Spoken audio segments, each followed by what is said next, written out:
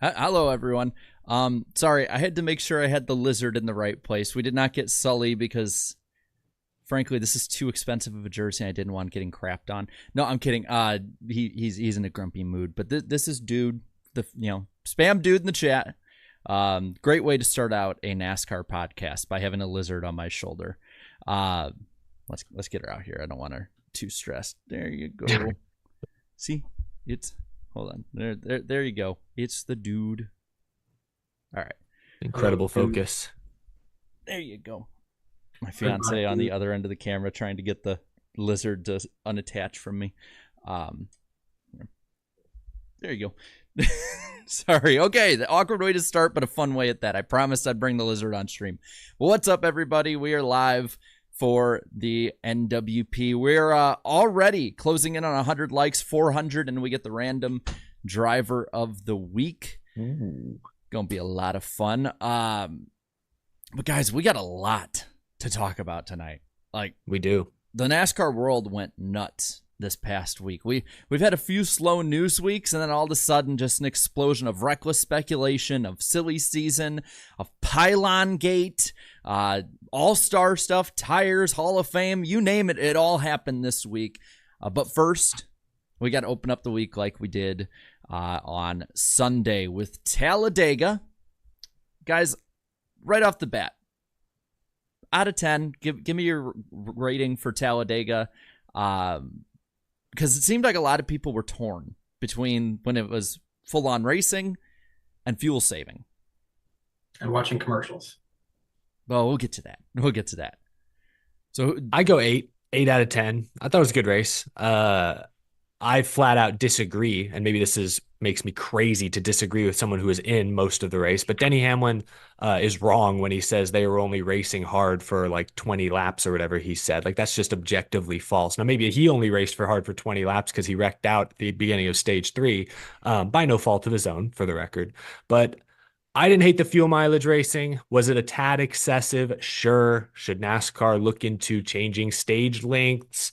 Maybe getting rid of stage yellows at super, should they look into trying to get rid of some of it? Sure. But does it all need to go away? No, absolutely not. It's something the drivers can actually control at a track that, so much is out of your control. And in a 60 lap stage, you'd save fuel for 30, 35 laps, you'd pit. And then the last 20 laps, they were running hard, So I did not have a major issue with the fuel mileage racing. Same thing I said after the Daytona 500. Tad excessive, sure, but did not take away from my enjoyment of the race. It was just an added wrinkle, an element of strategy that, put some of the race into the driver's control, which we don't get much of at Talladega and Daytona these days. How about you, Danny? Yeah, I think I put it about a 7 out of 10 personally for me. It definitely had its moments where we saw 2-3 wide racing, but at the same time, it felt very tame, even to be 3 wide. Personally, it wasn't the most boring Talladega race we were saying. That goes all the way back to 2018 still for me. That fall race is something I'll just never forget being there, unfortunately. But as far as super speedway racing, I think I personally voted it was good on the poll. I didn't think it was the greatest race in the world, but it wasn't bad by any means either. So I gave it an 8 out of 10 too, which and people were surprised when I had said that because they're like, oh, you're usually the harshest on races and all that. But don't get me wrong. I do preferably want them to be racing all out the whole time. I know that they never have, but that's the preference. I mean, look at Atlanta, for instance. I'd say that's what fans are wanting when they say they want them to race all out the whole time. The thing for me that's kind of head scratching, kind of just, I think kind of sending me into overreaction territory is everyone's knee-jerk reaction to change it. And what it reminds me of is the 2-car tandem.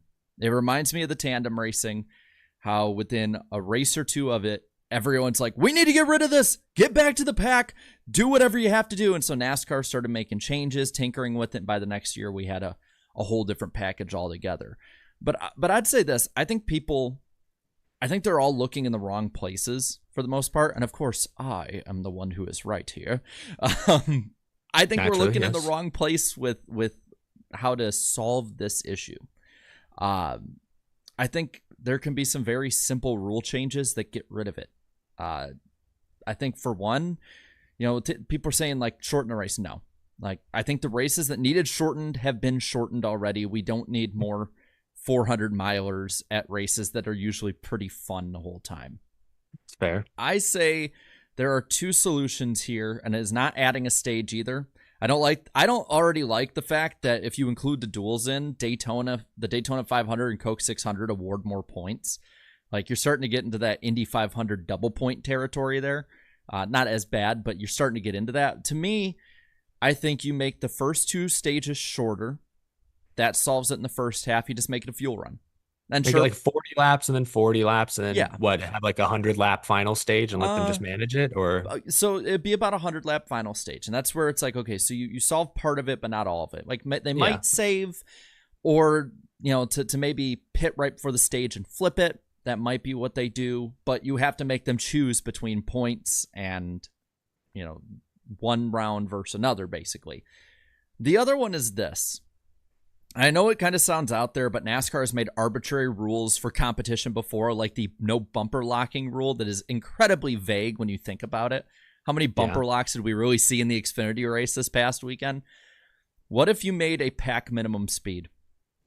So what would you do if you drop below minimum speed? Who gets penalized? The leader? I think at that point, whoever lights up is red.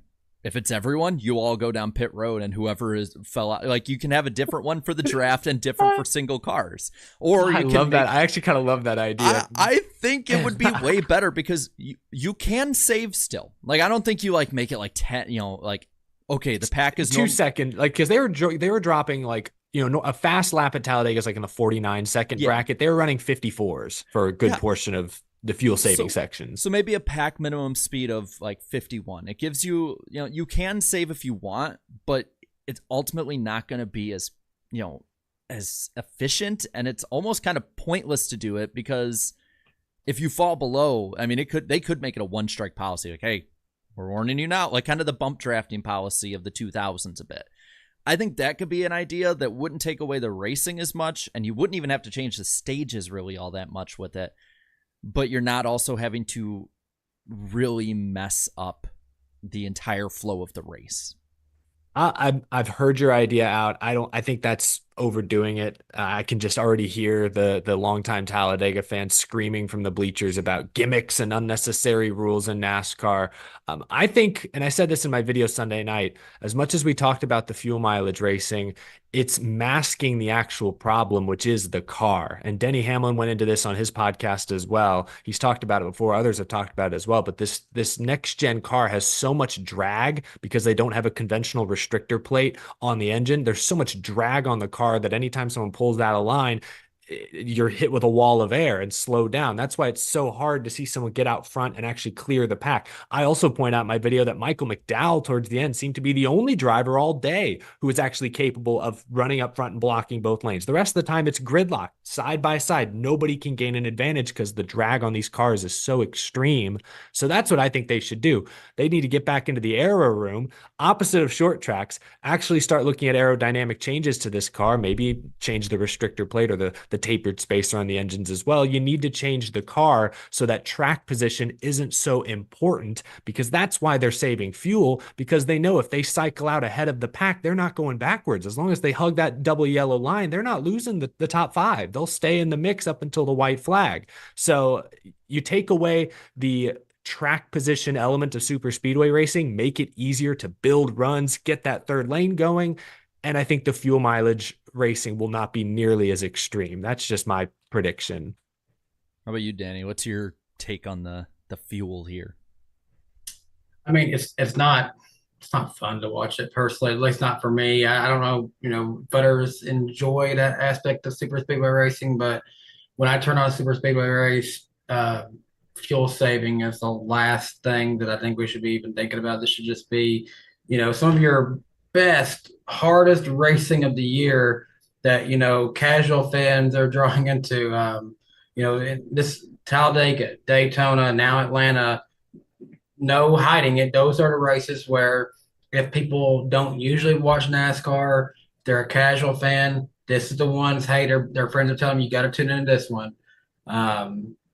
For weird reasons that was floating around on Twitter. There are people who pay attention to Talladega for other reasons, but then they stick around for the racing too. If you saw the video on Twitter, you saw the video. That's all I'll say. It's a good video. And on that note,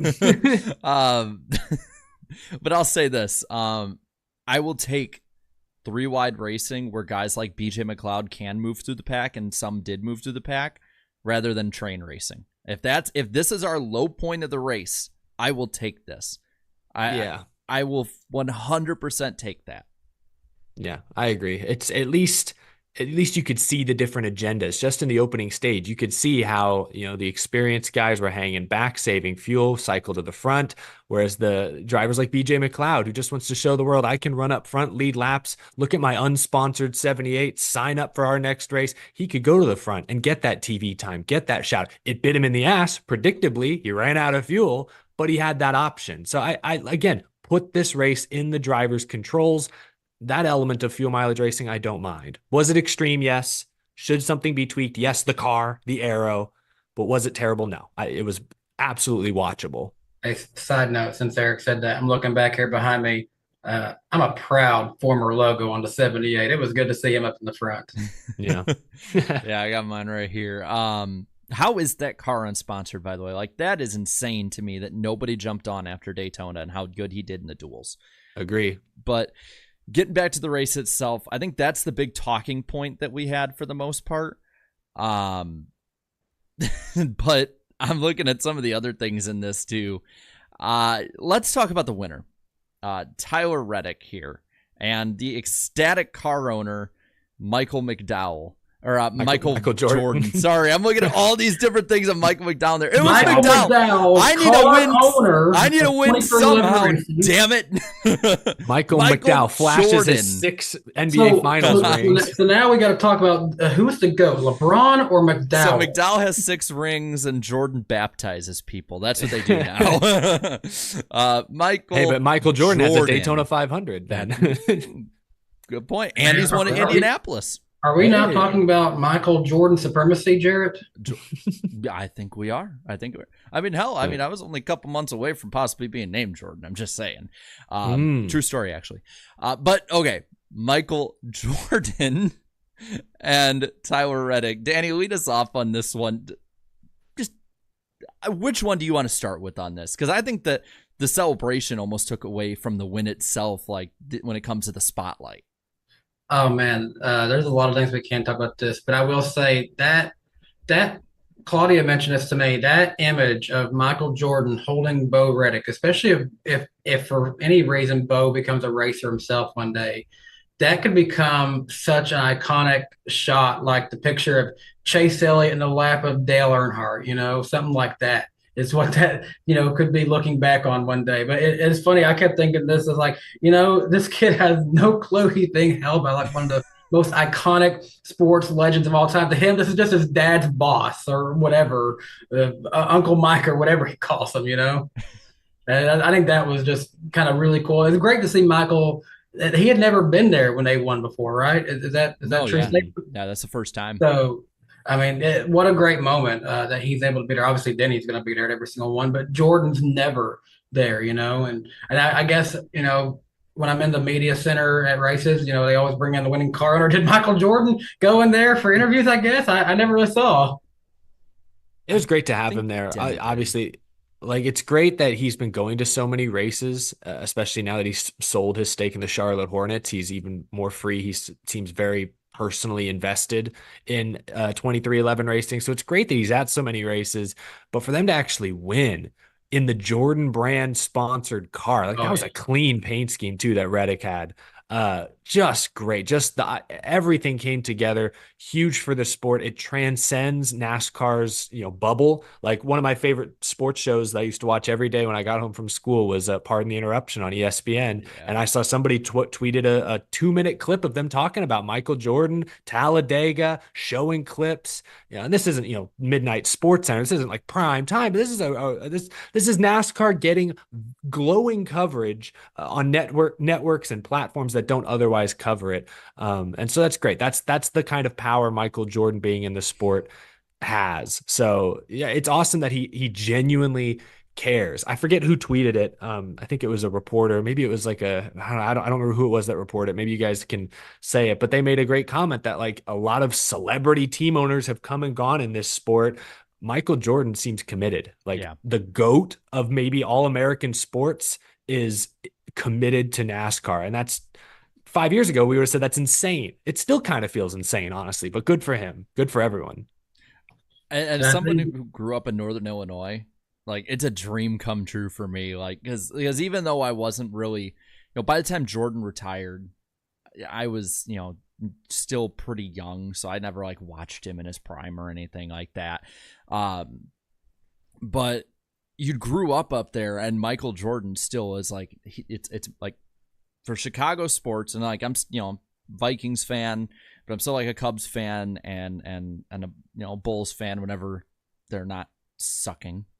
But it's like Michael Jordan, Mike Ditka, and the 2016 Cubs now. Like those are like, and the Blackhawks and all that. But when you think of like the Mount Rushmore, you think of the big names of Chicago and just Northern Illinois in general and sports who you look at. Michael Jordan was, for me, the longest time, the most recent guy to look at and see absolute domination and success. And to see that in NASCAR and to see that kind of influence, and you can see the different types of fans coming in who are curious because of that. I love seeing that. I picked a great time to move from there because I would love to know if people are talking as much about it as like I see on social media. It's not just Michael Jordan, the athlete, either. It's Michael Jordan, the businessman, and the brand. Again, the Jordan brand is as iconic now as the man himself. I think it was that Denny Hamlin said that Bo Reddick just knows him as the shoe guy. He's like a shoe salesman to some people, but it's as huge a brand as anything out there. So that iconography, that man being on pit road to celebrate big moments like this, it's great. It's huge for the sport. Again, it transcends the NASCAR bubble in a way that very few others in this industry are capable of at the moment. Yeah, it's funny to random people that I saw like coming out of the woodwork to talk about this race when it happened. One of them that stood out to me was actor LeVar Burton tweeting about this. He said, "Congrats to Michael Jordan and 23XI Racing for a thrilling win at Talladega's Geico 500. Yes, that Michael Jordan." So, Michael's team winning, I should say, is good for NASCAR. It's good for sports. It's good for pop culture. Everyone's gonna notice what Michael Jordan as a winning person at a NASCAR race. Where'd that come from? Obviously we've been following the story for years, but there are people who are still just learning that Michael Jordan is involved in NASCAR, and however long it takes them to realize that, I don't care as long as they know about it. Now I think, the way I led into this has kind of turned into the conversation that is overshadowed again. The winner of this race, though, Tyler Reddick. I was going to say. Oh, yeah, Tyler Reddick. He did win, didn't he? Yes. Yeah. But Michael Jordan drove at victory lane. So we've talked a lot about 23XI struggles, right? Their pit crews, they've had issues with slow starts in the past, and overall, I'd say they've gotten better. What am I was missing? Just laughing. I was laughing at, you can't have bad pit stops if you're just taking fuel only. But okay, Eric, I do want you to lead in on this. With the win in the bag now, with the fact that you're going into a month that includes a good track for Reddick in Kansas, that includes a track that Bubba finished top 5 in Darlington last year. Not saying that, he still needs to get the job done on his end, but still the team overall probably having a bit more weight off their shoulders. And then Charlotte, which another 1.5 miles, both of them are fast at. Where do you grade the confidence for 23XI as a whole, and especially Tyler Reddick heading into May? I've never really doubted Tyler Reddick. You guys will recall a year and a half ago, I picked him to win the damn championship in RCR equipment. So I've been a believer, perhaps irrationally a believer in Tyler Reddick for quite some time now. That doesn't surprise me, but you just said it, Jared. I hadn't even thought about Kansas coming up. Reddick has had arguably the fastest car at both Texas, on the long run at least, and Las Vegas, the other 2.5 miles. So he could easily win Kansas. He's going to be one of the favorites in the Coke 600. Confidence has to be through the roof. Tyler Reddick right now is top 5 in the regular season standings. And I just looked it up to remind myself he is tied with William Byron for the most top 10s of anyone in the series so far this year. So, this win they've been knocking on the door of this win for a while now. Did I expect him to get it at Talladega? No, but it's cool to see him get the victory. I think this is easily one of the top 5 or 6 teams we've seen this year on speed alone. It's just that execution that we are concerned with. And usually it's the pit crew. Same bleep, different year, Reddick said at Coda. Like, you got to clean those up. Hopefully most of those demons are truly behind them. Danny, I kind of want you to answer a bit of a different question here going into the Reddick talk. Okay. Where do you rank that 45 team in Reddick in the Toyota tiers? Like where would you rank him right now? I would still put all 4 JGR at the top, even Ty Gibbs, honestly. Really?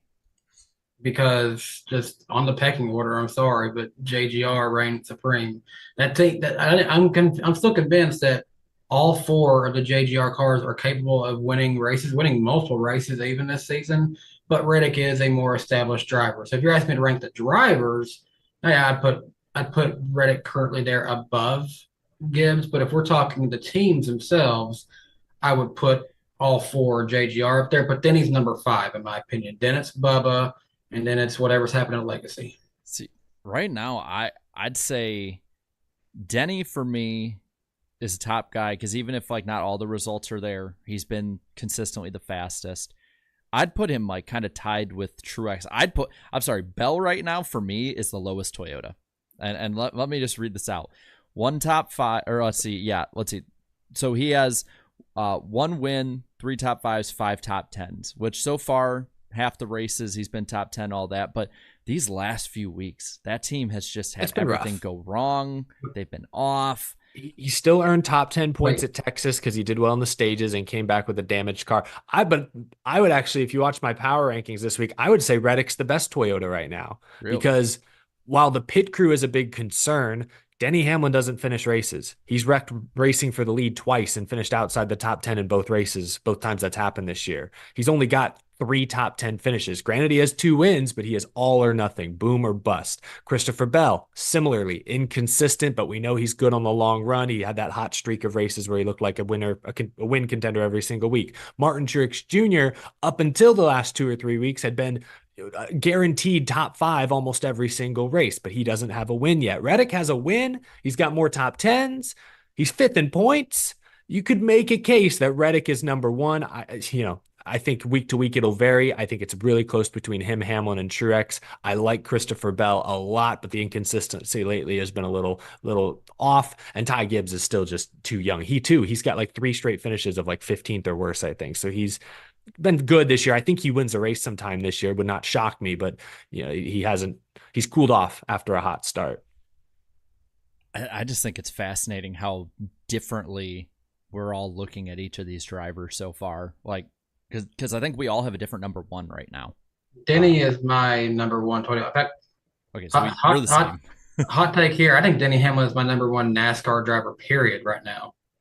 Really? I put him ahead of the entire field, honestly. Of Byron? Of Byron, too. Of Kyle Larson has led 500 lap or whatever. Yeah, but Denny Hamlin still led a lap in pretty much every race this season.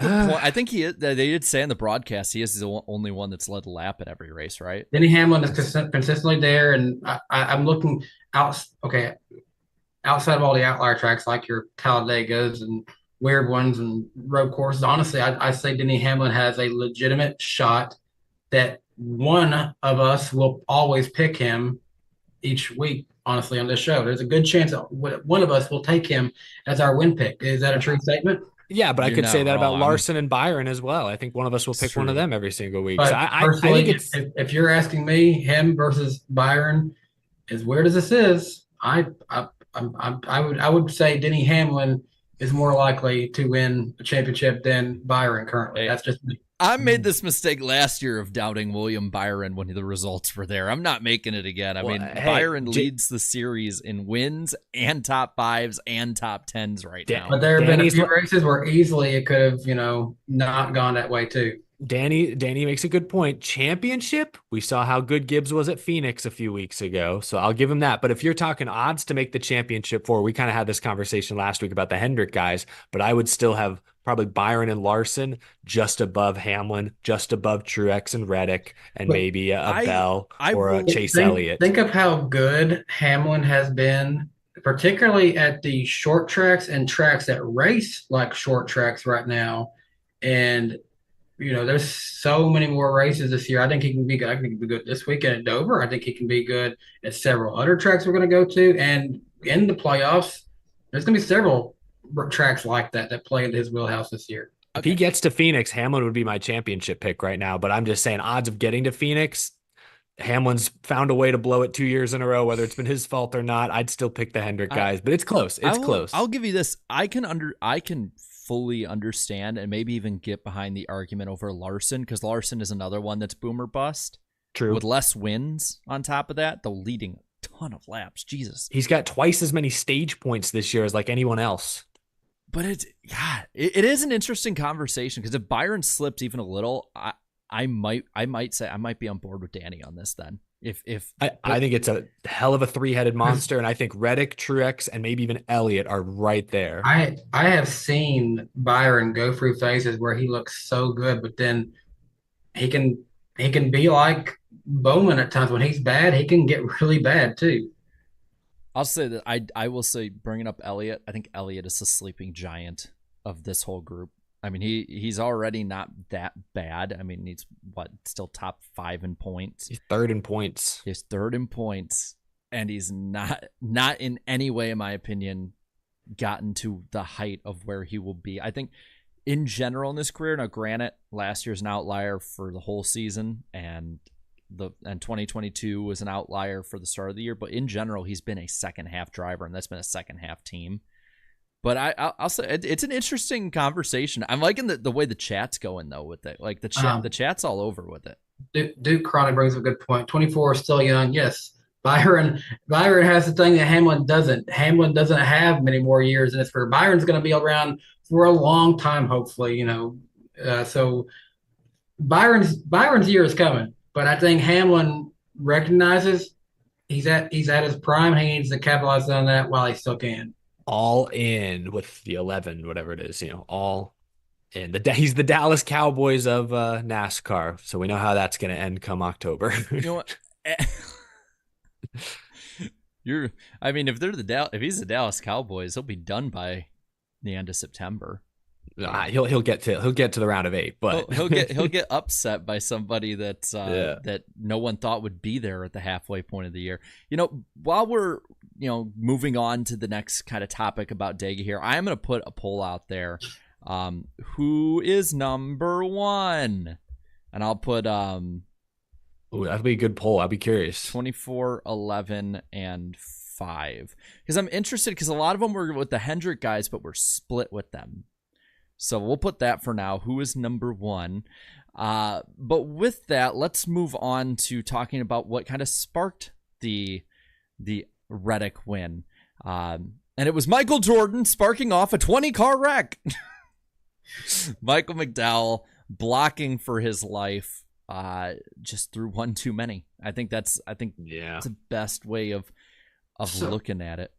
So, I think everyone knew that block's not going to work. It almost, if he had timed it just a little sooner, it could have still worked. But he came down with way too much momentum. But what I'm more bothered by is, what the heck did that inside line do, checking up so much to allow Tyler to just fly by him? Like okay, Brad, yes, he's coming down in front of you. Just stay in it. He's going to wreck. You're probably not if you just stay in it.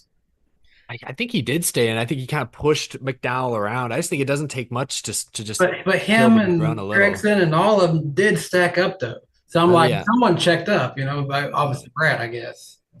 Yeah, McDowell, I get why he made the block. I guess you would hope that someone who's quite literally won a super speedway race because of a bad late block, happened right in front of him.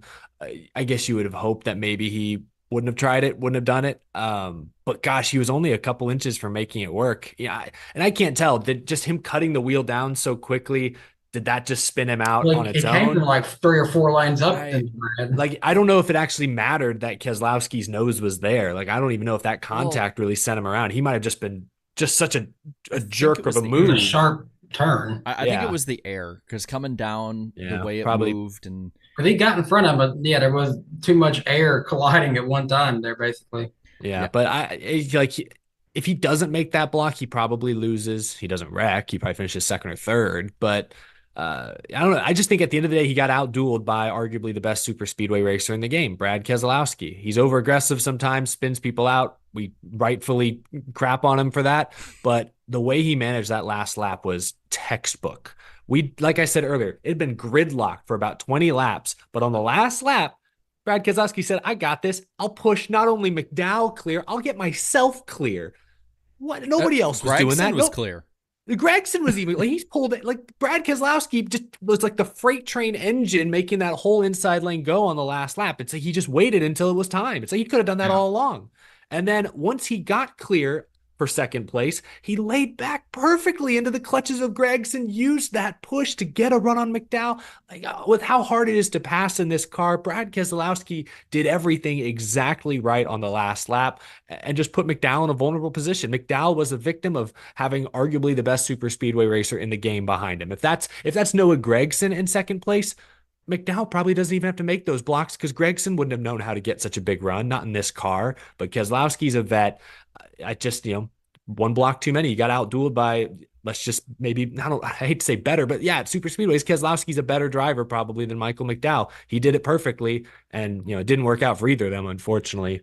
Well, I'm just more disappointed that we can now call this car the fraud dark horse. Because how are you going to have 3 Fords coming off, Yeah. 1, 2, 3 coming off 4, and you still lose? well, that's the thing. Ford and Toyota ran the day. I mean, you had Chevys up there at times, but it was a Ford Toyota fight. And I think it was Harvick that said if they don't win, it's catastrophic. He called it a fail. He said it would be a failure. And I mean, the fact that they were 1, 2, 3 coming out of turn 4 and didn't win, yeah, that is definitely a failure for Like, sure. At some point, the CEOs of Ford have got to be starting to get pissed off that they haven't had a single car go to victory lane this season. It's bad. It is. I mean, so far this year, this is what I thought that Ford and Toyota both would suffer with a bit. I thought they would suffer being a little behind. New car, Chevy has the notes, all that. But, I mean, I think it's also, you have to magnify this more with the fact that Toyota's been so damn good so early with their new car. That's the thing is I wouldn't be that worried about Ford yet, except for Toyota being that smart kid in the class that's ruining the curve for everybody else. Like I expected Toyota to kind of be back there with them. They're not. So now we're all looking at Ford like, well, shoot, you're the third wheel. Like what's going on? People can say what they want about different aspects of this car. A lot of them say the aerodynamical, it's not an issue of this car. When I still think that the Ford is the most jagged car on the roster right now, and aerodynamically, it doesn't look like it should be fast. And so far this season, the rounded Toyota, which I said looks the most aerodynamical, is looking like it's the best car out there. I can't disagree. I mean, I thought it looked odd coming into the year, but I was like, they're smarter than me. They're smarter than me. They'll know what they're doing. I'd say at this point, I mean, if you're Ford, you've got to be insanely concerned. I mean, I'll put it on the bottom here when it comes to the points, and we can we can start looking at that a little bit more now. Maybe that goes into what I was asking about them checking it. Maybe they didn't check it. Maybe because this thing is shaped like a bunch of arrows, basically. Maybe when that block come in, it disrupted the air so much that Reddick just flew past him in his rounded Toyota. I don't know. I mean, I'm looking as the points go by, and I have the full sheet on here. I mean, Blaney's up by about a race over the cut line for now, but after that, like, no one is safe. I mean, the best one after that, the next best guy after Ryan Blaney in the Ford camp is Chase Briscoe. No disrespect to Chase Briscoe, but he's ahead of the rest of Penske. He's ahead of RFK. Like, I think they're in trouble because you cannot count on that points line staying where it is if there's an upset winner. And I mean, I'll ask you guys, because maybe I'm overreacting to it. Where's a place that you think Ford is going to be a legitimate threat to win, like the best manufacturer out there leading to the playoffs? I think the only tracks they are for sure the best at are the super speedways, which I think was Kevin Harvick's point last week when he said this is a must-win weekend. But they can win just about anywhere. I mean, Ryan Blaney's got a few top fives. Buescher and Brad have both got a few top fives. Logano's run top five. Like, they can win anywhere. But if you're asking a Ford to lead the most laps, to dominate a race, sweep all the stages, it's probably going to be a super speedway. And now there's only one left until the playoffs, and that's Daytona. And when you roll with that, I mean, again, people are like Charlotte, Michigan, all that, but they're not as fast as last year. Like, they're not as good as last year anywhere, except super speedways. That. Yeah, except super speedways. You can't count on that. The only place I think you could is maybe Joey Logano or Ryan Blaney at Gateway, because it's so similar to Phoenix. Logano was so good at Gateway. But they weren't good at Phoenix in March, were they? I mean, that race was all Toyota. I thought, Buescher was up there, but that's they were fine. Like they were fine, but it was like Reddick and Hamlin side by side for the lead. Bell charging on the long. Like, it was all Toyota. That's all we talked about that day. The story of Ford this year is that yes, in Chevy and Toyota, we can identify 4 characters from each camp that are usually going to be contending for the win, or at least somewhere in the top 5, top 10. In Ford, it seems like that main character changes every week. One week it's Brad, one week it's Joey, one week it's Blaney, one week it's Cindric, etc. Well, and I see people in the chat, saying like where guys ran well at, but it's like Brad second at Texas. Where was Brad running most of the day? Before he said himself he had a 15th place car. Yeah, and he was running outside the top 20 most of the day. Like, people are like, well, Harrison Burton was fast. He finished 29th in that race. Like, you can't count on any of them. I mean, and if one of them wins around that cut line, it bumps another one of them out. And I don't see more than 2 guys winning before Daytona. At least not at this point. Yeah, I think, I don't know. I was trying to sit here and think, what's the number? How many races does Ford win? Let's just say regular season. There's 16 races left, I think. Yeah. How many races does Ford win? Yeah, in my head, I'm thinking 2. I could see Logano, Blaney, 2. maybe an RFK car. I could see them winning 2. But I don't know about more than that. Yeah, I saw someone bring up some good points that, like, yes, we can. It is a good argument that they could use more practice with these new redesigns, especially for Ford. But as one person also pointed out, in 2018, when Chevy made a drastic change going from the SS to the Camaro for the first time, and they struggled very, very strong with that, what happened then? They had the full 3 to 4 practice sessions per weekend, and they were still off of it too. So I don't know what the real answer is per se, and that if I'm seeing both scenarios. I think you just got to keep working through it. And by the end of the year, maybe it's kind of like we've seen in the past where like Hendrick was fast at the start of 22 with Elliott, and it turned out to be the Fords at the end of the year. It might be that, but at the moment, it's no good.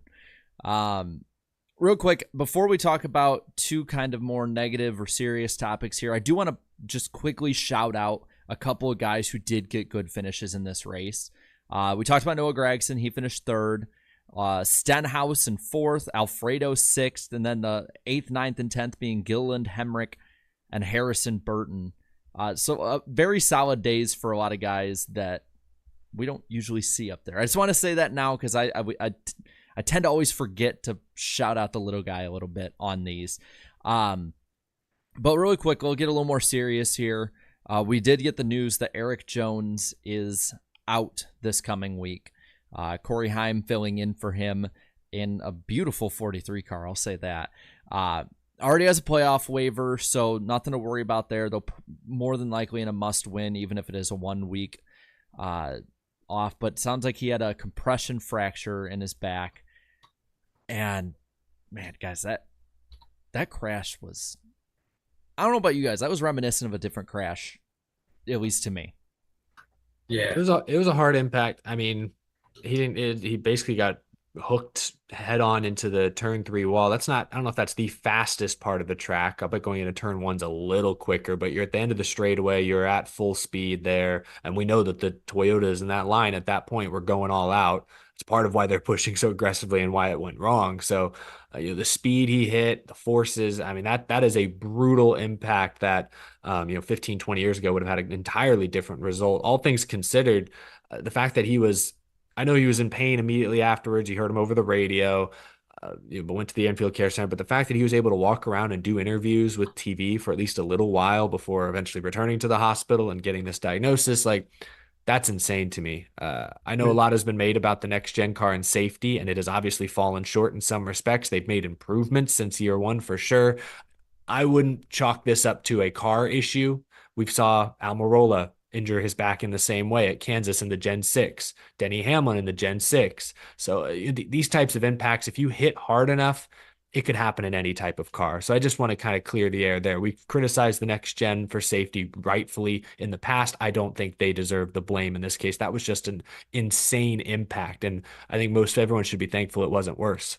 Hopefully Eric Jones is back in the car sometime in the near future. Hopefully he gets back close to 100% because we know back injuries can linger. They can affect your performance, let alone lingering as a race car driver. They can linger your whole life. Like, back injuries are not to be taken lightly. So, hope Eric Jones recovers, doesn't rush back, and, we see him back behind the wheel of the race car again soon. Yeah, I definitely don't want to see him rush back to this. I mean, before this, he was, like Jarrett was saying, definitely in a must-win scenario whenever he comes back.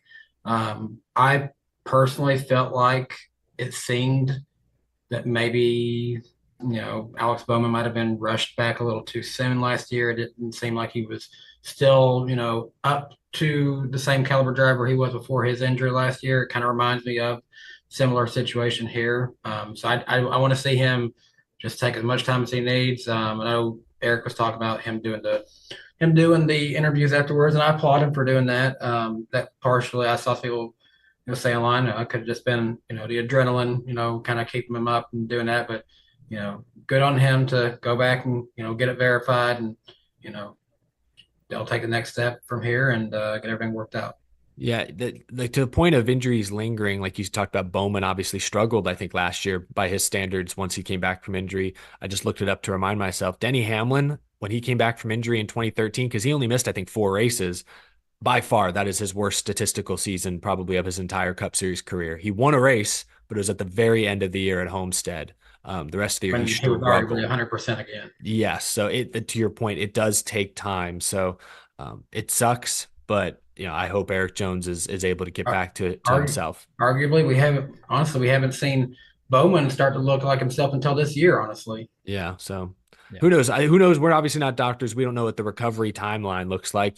Bowman missed 4 races. Hamlin, I think, missed 4 when Almirola had his injury. I think he missed 7 or 8 races. So Purely going off of our observations of previous drivers. I don't want to put an exact number on it, but you just really never know. In the meantime, I will say this. I'm excited for Corey Heim. That's going to be really interesting to see what he can do. You guys know I'm a big Heim fan. I think he's going to be legit. I'm telling you, man. Someone in the chat made a point that I also made on my show the other day.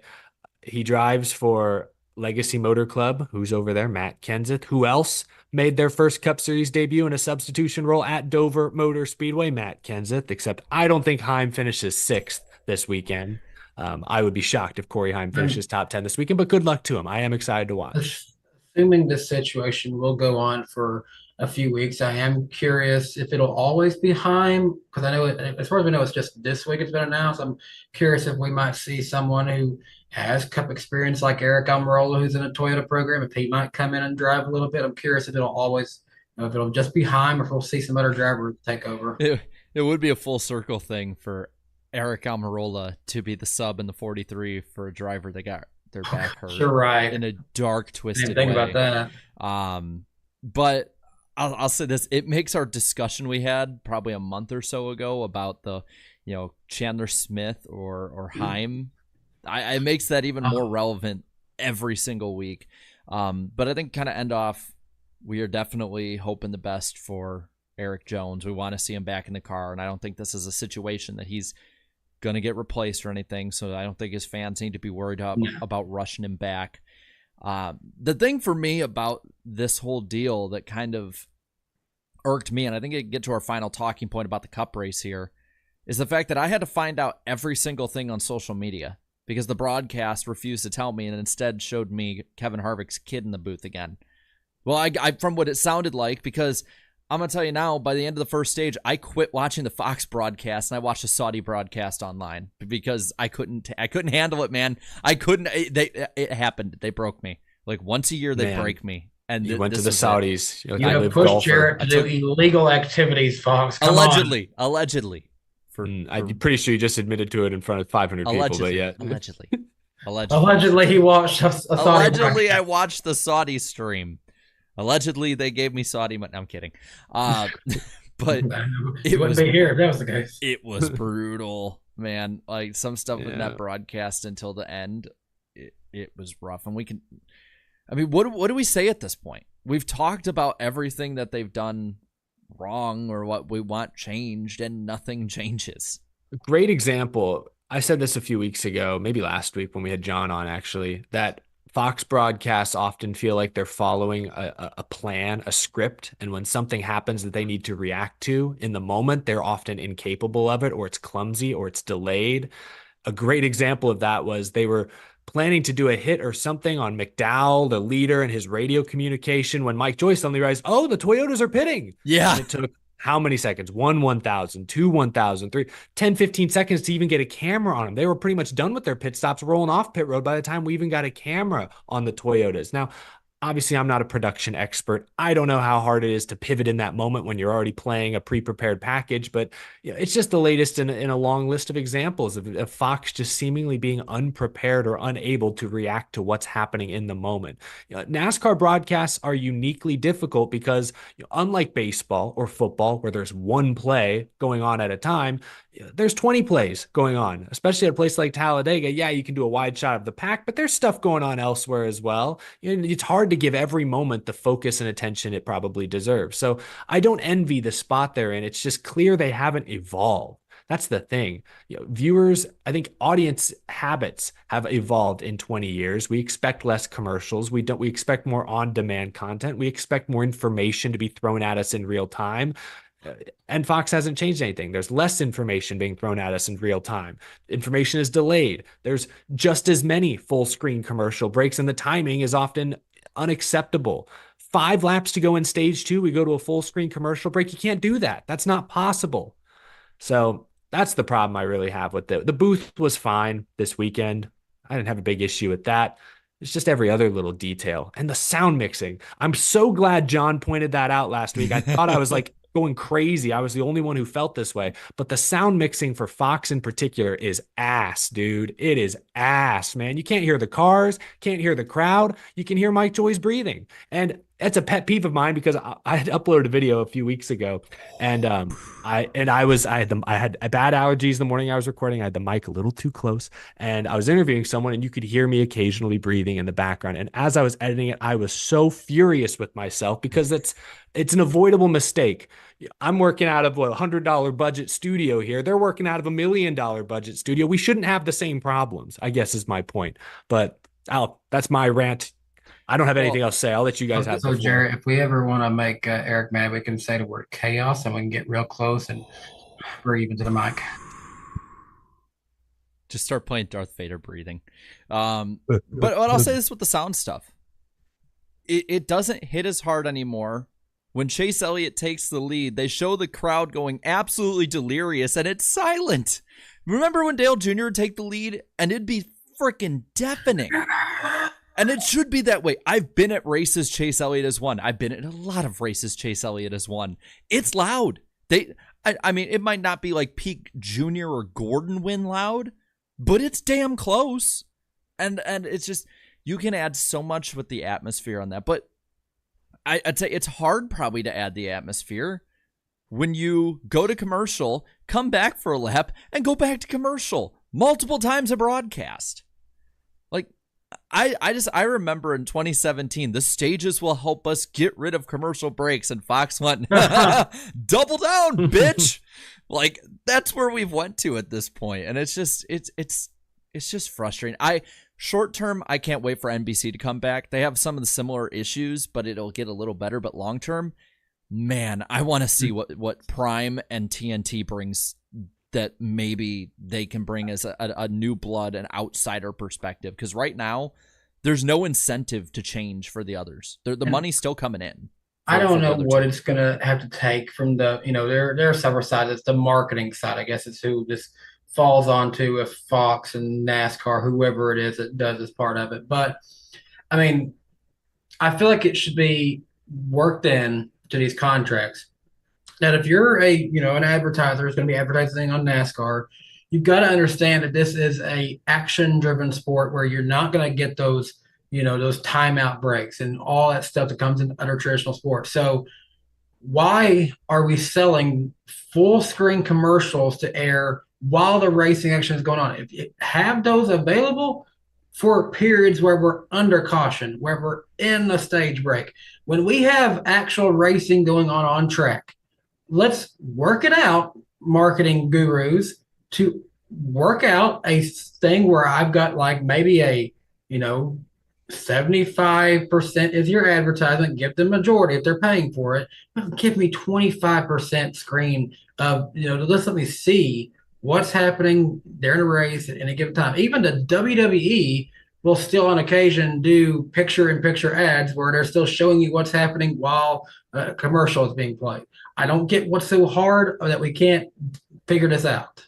I assume companies pay more money for full screen commercials than side by sides. But I raised this question like a year or two ago, and I still want it answered. I cannot believe there's not been a study done on this. If I had the money, I would fund a study to be done on this, because I'll bet the results would shock people. I bet you could find that a side by side commercial is actually more valuable than a full screen commercial. If I'm watching a NASCAR race with my buddies and a full screen commercial comes on, I'm out the door. I'm taking a dump. I'm getting a beer. I'm getting snacks.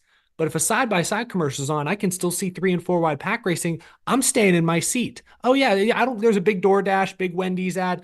I'm going to absorb that, but because I'm still watching the race. Like, I wonder if you could argue side-by-side ads are actually more effective than full screen ads. And if we could prove that, we've just saved NASCAR, because now Fox will have no excuse. They can show that to advertisers. Hey, this study says that side-by-sides are actually worth more. And the advertisers would say, sure. Hear me out on this too. If we have to, let's go full YouTuber with this, and let's have baked in ads. Let's have Mike Joy talk to us about, I just got my DoorDash here. Yeah, this is brought to you by DoorDash. I don't know about that, but that's what I was saying is about they haven't evolved. They still play commercials like it's 2004. Like they forgot YouTube, Twitter, TikTok exists. I can get so much basically ad-free content on demand that you can't interrupt my race with a 3-minute commercial break. That's just, you can't do that anymore. Not in 2024. It's not acceptable. I just thought of something hilarious. Clint Boyer doing a HelloFresh ad during a race. So, Mike, how's your social battery like? I love the fact that in the chat, I can't find who had the comment. I think it's Internet Warrior here, which is fitting, who said, I hate Wendy's now. Wendy's has lost a customer. I'm so damn sick of their ads. Yeah. I mean, it's become a meme now. Like granted, it fits in, but yeah, if you had it side by side and you still had to hear the ad, I'm still going to do the get it for a buck, and do that, whole meme with it. You're still going to get the same intended effect. I think that at this point, you're probably going to have a lot of people who are working for those companies who are convincing them hey, no, this still works. It's I think you'd have a lot of pissed off advertisers if they weren't the sole focus. I saw a number somewhere, and I refuse to believe this is true. So I don't think this is true. I'm probably about to regurgitate a fake stat, but I saw somewhere in a Twitter thread or something that only 266,000 people aged 18 to 34 watch Talladega. It's got to be a little more than that. But if that's true, or if it's anywhere close to that, that's embarrassing. And that's on Fox to me more than anything. That's people like you, Jarrett, going to watch the Saudi broadcast instead because Fox lost them. That's what it is. I mean, that'll lead us right into the ratings talk, actually, really quick, and then we can go into the poll. But I'll say it was 757,000 that were in the 18 to 49 demo. 757,000? Yeah, I believe it was. Oh my God, then that stat's probably correct. It probably was 260,000 people our age watched that race. That's horrible. One of my videos gets half that. Let me double check. That's ridiculous. Because they have a greater breakdown here. I'm on Sports Media Watch right now. Yeah, 266,000, 18 to 34. That's on Fox. That's because Fox has not evolved. The 60-year-olds are fine with it because they remember 2004. But the people our age, we've moved on. Fox needs to get with the times. And same with NBC in a lot of respects. We'll rant about them in a few months. I wasn't watching NASCAR in 2004, actually. That was the last year before I watched. And that's what I mean. So we don't even remember those days. Those days didn't exist to us. I'm just thinking what horrible luck as a junior fan that was the last year I didn't watch the damn sport. Anyway, bringing back some bad memories here. Let's talk about the ratings here. Fox had 4.307 million viewers, which is down 5% from 2023. And you know, I don't usually say the broadcast itself causes, but I'm gonna this time. I mean, it's probably the same as it's been every year the last 3 or 4. But because of how stuff has changed, it feels more pronounced now. It's 17% of the total audience was in the key demo. That's just the 18 to 49. I didn't even do the math for the 18 to 34. If one of you wants to just do 262 divided by 4,307, that'll give you your answer. It's going to be like 6%. Meanwhile, while a smaller audience at 1 a.m. or whenever the hell it was, F1's total audience had 43% in the key demo. Yeah, 6.1% of NASCAR's audience was under the age of 34. Jesus. Oh, that's not factoring in the Saudi broadcast, though, to be fair. I'm part of the 6%. Woohoo! On positive news, the Xfinity race is up 12% with 1.602 million viewers, and that was, I believe, year over year. You can compare them because they were both Fox races on Big Fox. That's good. Good for them. So yay, that's good. Woohoo! 3 a.m. Jesus Christ! It was 3 a.m. according to Irvin Alvarado and Nap Racing Fan. Listen, if you give something good enough for people that's intriguing enough for them to watch, they will watch it no matter when the freaking time is, especially like people our age. You think people our age give a damn about, like, you know, bedtime anymore? No, we don't care. Half of us stay up all the time and sleep during the day. Most of this generation has spent all-nighters playing video games, you know? Yeah. I mean, just you could put, if you marketed it correctly and you had the best racing out there too, you could get that with NASCAR at 3 a.m. You could get better. I will guarantee majority of this chat, when GTA 6 comes out, is going to not sleep for a day when that game comes out. Yeah, especially Kyler Murray. Does Kyler Murray watch our show? No, if he does, he doesn't now. I'll put something in perspective to you guys too, which is crazy to me. This race barely beat out a 3 a.m. race that was run at Daytona 10 years ago. That's freaking nuts to me. And I think it's the same broadcast. It's the same broadcast.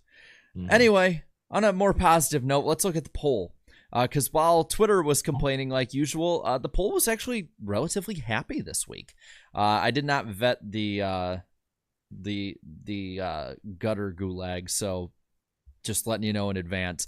15,000 voted on this poll. 27% said it was great. 46% said good. So a net positivity of 73%.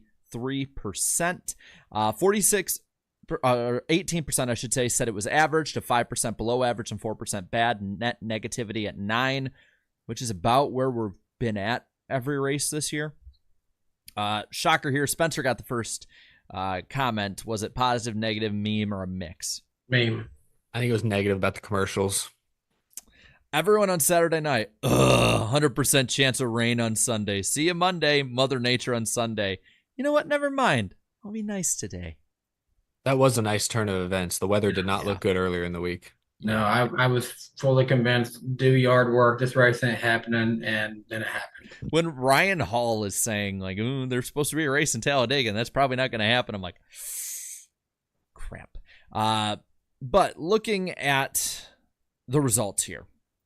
Top comment here, at least results in the comments, which, by the way, like almost 500. We're well over 400, which, by the way, is the like goal that is right up here. Ding, ding, ding. But the top. I want to vote. I want to decide the random driver. Click it.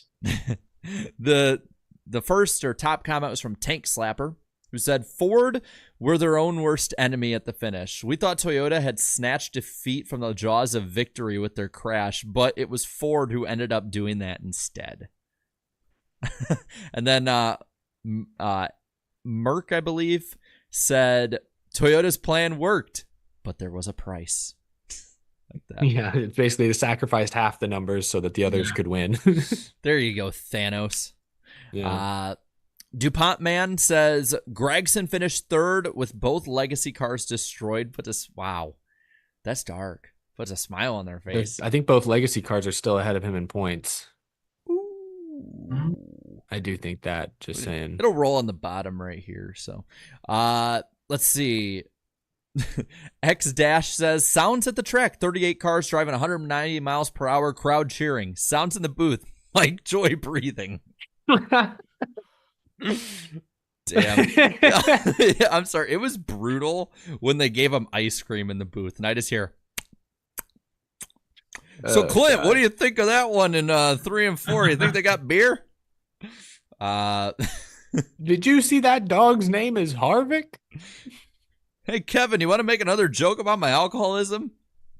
It's actually kind of odd that you can count on 2 hands how many alcoholism jokes Harvick's made in the booth at Boyer's expense. Like, you still got that Busch Light sponsorship. I'm a little concerned of how much they keep joking about this.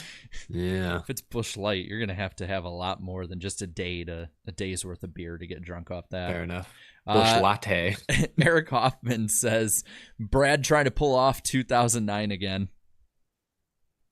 That was wrong Ford. He needed a 99 Ford to be there. And he needed more space between him and the third place guy. Let's see. I want to try and get some of the ones here that don't normally put comments or maybe have something. This one here, it's just a bunch of random letters as their user, but it says Revenge of the Wendy's ads. That's pretty good. So is Charlotte going to be Return of the Coke? You need to try it first. Let's go. I wish for one Coke 600 they would have all the Coke family of drivers race a different flavor of Coke. Oh, yeah. That would be genius. Have they never done that? Oh, that's a good idea. I mean, Diet Coke car, a Coke Zero car, a Cherry Coke car. They did something Coke close to that. They have now. They did something close to that in 2004 at Daytona during the Pepsi 400. Yeah. But during the Pepsi 400 of all places. Yeah, that was one where Gordon that's funny. Yeah, rough. Yeah, it was rough for the Coke cars, and I can't remember like what they all were, but there were like 12 of them in the field. And it was still the 2 Pepsi-powered cars that were 1-2 in that race. I have to go back and look that up. Yeah, that's fun. Let's get down to the gutter right now. Let's see what we got. I can read that one. I can read that one, even though they don't know how to spell sponsored. And I can read that one. Okay. So, this one from Dosty says, Fox, joke. Racing at 175 miles per hour. Also joke. Ice Car says, there was at least 2 times during the race I thought Tyler Reddick was sponsored by Mercedes. Yeah, it did. It did look like it a bit. Yeah, I could see that. The way the Jordan logo was on the hood. I agree. Man, these are really big letdowns for the gutter. Yeah. DJ Midnight, take us home here. Can't take Talladega seriously anymore. The racing is way too artificial. Good thing I was watching IndyCar at Long Beach instead. You're one of the few. Long live IndyCar. Long live IndyCar. What a fun line at the end there. Well, long live counting down the days to May for them. Talladega's been pretty artificial since what year did they put the plates on? 87, 88, 89? It's around there. Yes, it's been a while. Glad he finally caught up. Before we were born. Really quick, let's go through a bit of the Xfinity race on that chaotic finish. First off, Jesse Love. Finally. He was my number one pick for a reason, and I was sad that Eric had to take him from me. Woo! It's okay. My cut pick flamed out, did absolutely nothing. Notice we haven't said Ryan Blaney's name like once tonight after a Talladega race. What the hell? Yeah, but yeah, Jesse Love For you. carrying the banner. Way to go. Way to go. Yeah, I mean, RCR cars are unbeatable at the super speedways. My boy Brennan Poole made his move, got to his right rear, got side by side. It was even a nose out in front. If Anthony Alfredo gives him a push, he might have spun him out. He might have gotten past Jesse Love. But man, Brennan Poole would have had redemption for 2016 if it was any car but an RCR car out front, I feel like. That's the curse of DC Solar coming back on him, though. That paint scheme was never meant to be a winner. Yeah, I love that they brought it back and that he almost won it, though. That was awesome. I know. That was a throwback, too. Yeah. Spam some hearts in the chat for Love, by the way. We should just get different emojis for each driver. Talk about Love. Man, that paint scheme he had was one of the best Xfinity paint schemes I think we've seen all season. That one just looked awesome. Black and yellow, never fails. Now, another winner in this race, kind of based on default, was Ryan Sieg won the Dash for Cash. So that was a nice good for him consolation prize. Yeah, that's a very good consolation prize after last week. And so at the end, there was a bunch of just craziness because there was guys running out of fuel, guys crashing up front. You had Alfredo, we talked about in third, Honeyman, Poole, Beccarella, or is it Beccarella? I never know. Beccarella. Caesar. Beccarella. Just call him Caesar. Matty D. Caesar. They were all top 10. Haley Deegan restarted up front. I saw a lot of people complaining and like saying that Herbst, like going after Herbst for not going with her. I blame it on inexperience. I think it was dumb, but I don't think it was any maliciousness. Yeah, really. I don't think it was malicious. I think it's just Riley Herbst being a one-time Xfinity Series winner. He doesn't get get this opportunity often. There's a reason. I mean, that being said, Riley Herbst finished second. So he got around Deegan and hung in there and almost won this thing. Would he have had a better shot if he'd pushed Deegan?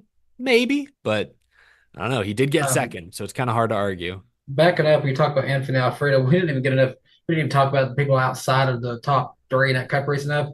Stenhouse got fourth, Bowman fifth. Alfredo got a top 5 in the Xfinity race and a 6th place finish on Sunday. Best weekend of anyone. Yeah. Fast pasta. No, but I do feel for the Deegan fans because I get it. Like, you watch the replay and maybe she could have dragged back a little bit better, but Herbst went out of his way to sort of leave her out to dry, which you'd think they're both Ford partners. You'd think that he would have helped her out. I mean, I get that she's inexperienced, but that's not a bad car. Again, it worked out for him in the end. He got to second, but I get why fans were like, bro, why did you not push in that instance? That's a fair criticism. Yeah, I mean, it's not good either, though. I mean, that car is still I don't know if it's underfunded is the right word or what, but it's like, if SHR is giving support, well, yeah, if SHR is giving support, it's like sort of just like, oh, you got it there, pat you on the back, good job, buddy, and you do your thing. John Azal brings up in the chat, Haley Deegan was running 31st before the last 2 crashes, and it nearly worked.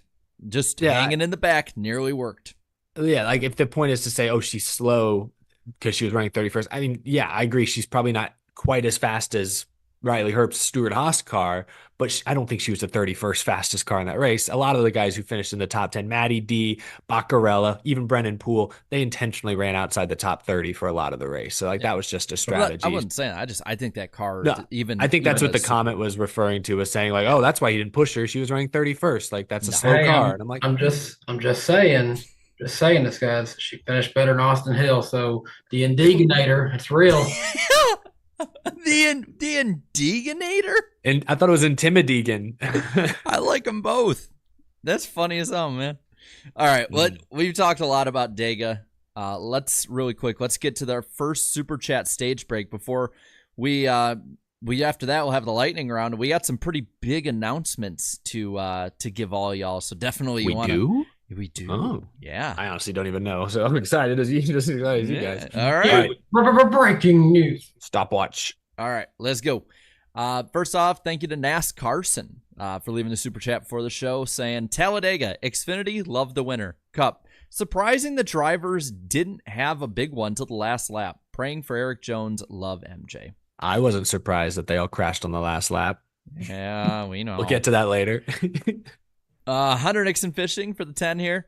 I was at the race this weekend. It was about a 6 out of 10 race for me. I agree with Kyle Busch. This car needs a bit of work at Talladega, though thought Daytona and Atlanta were much better races. I'd probably agree. They're at least a little bit better, for sure. Atlanta, definitely. Spencer for the 34-month member chat saying not $39, but 39 characters on to Dover. I like that.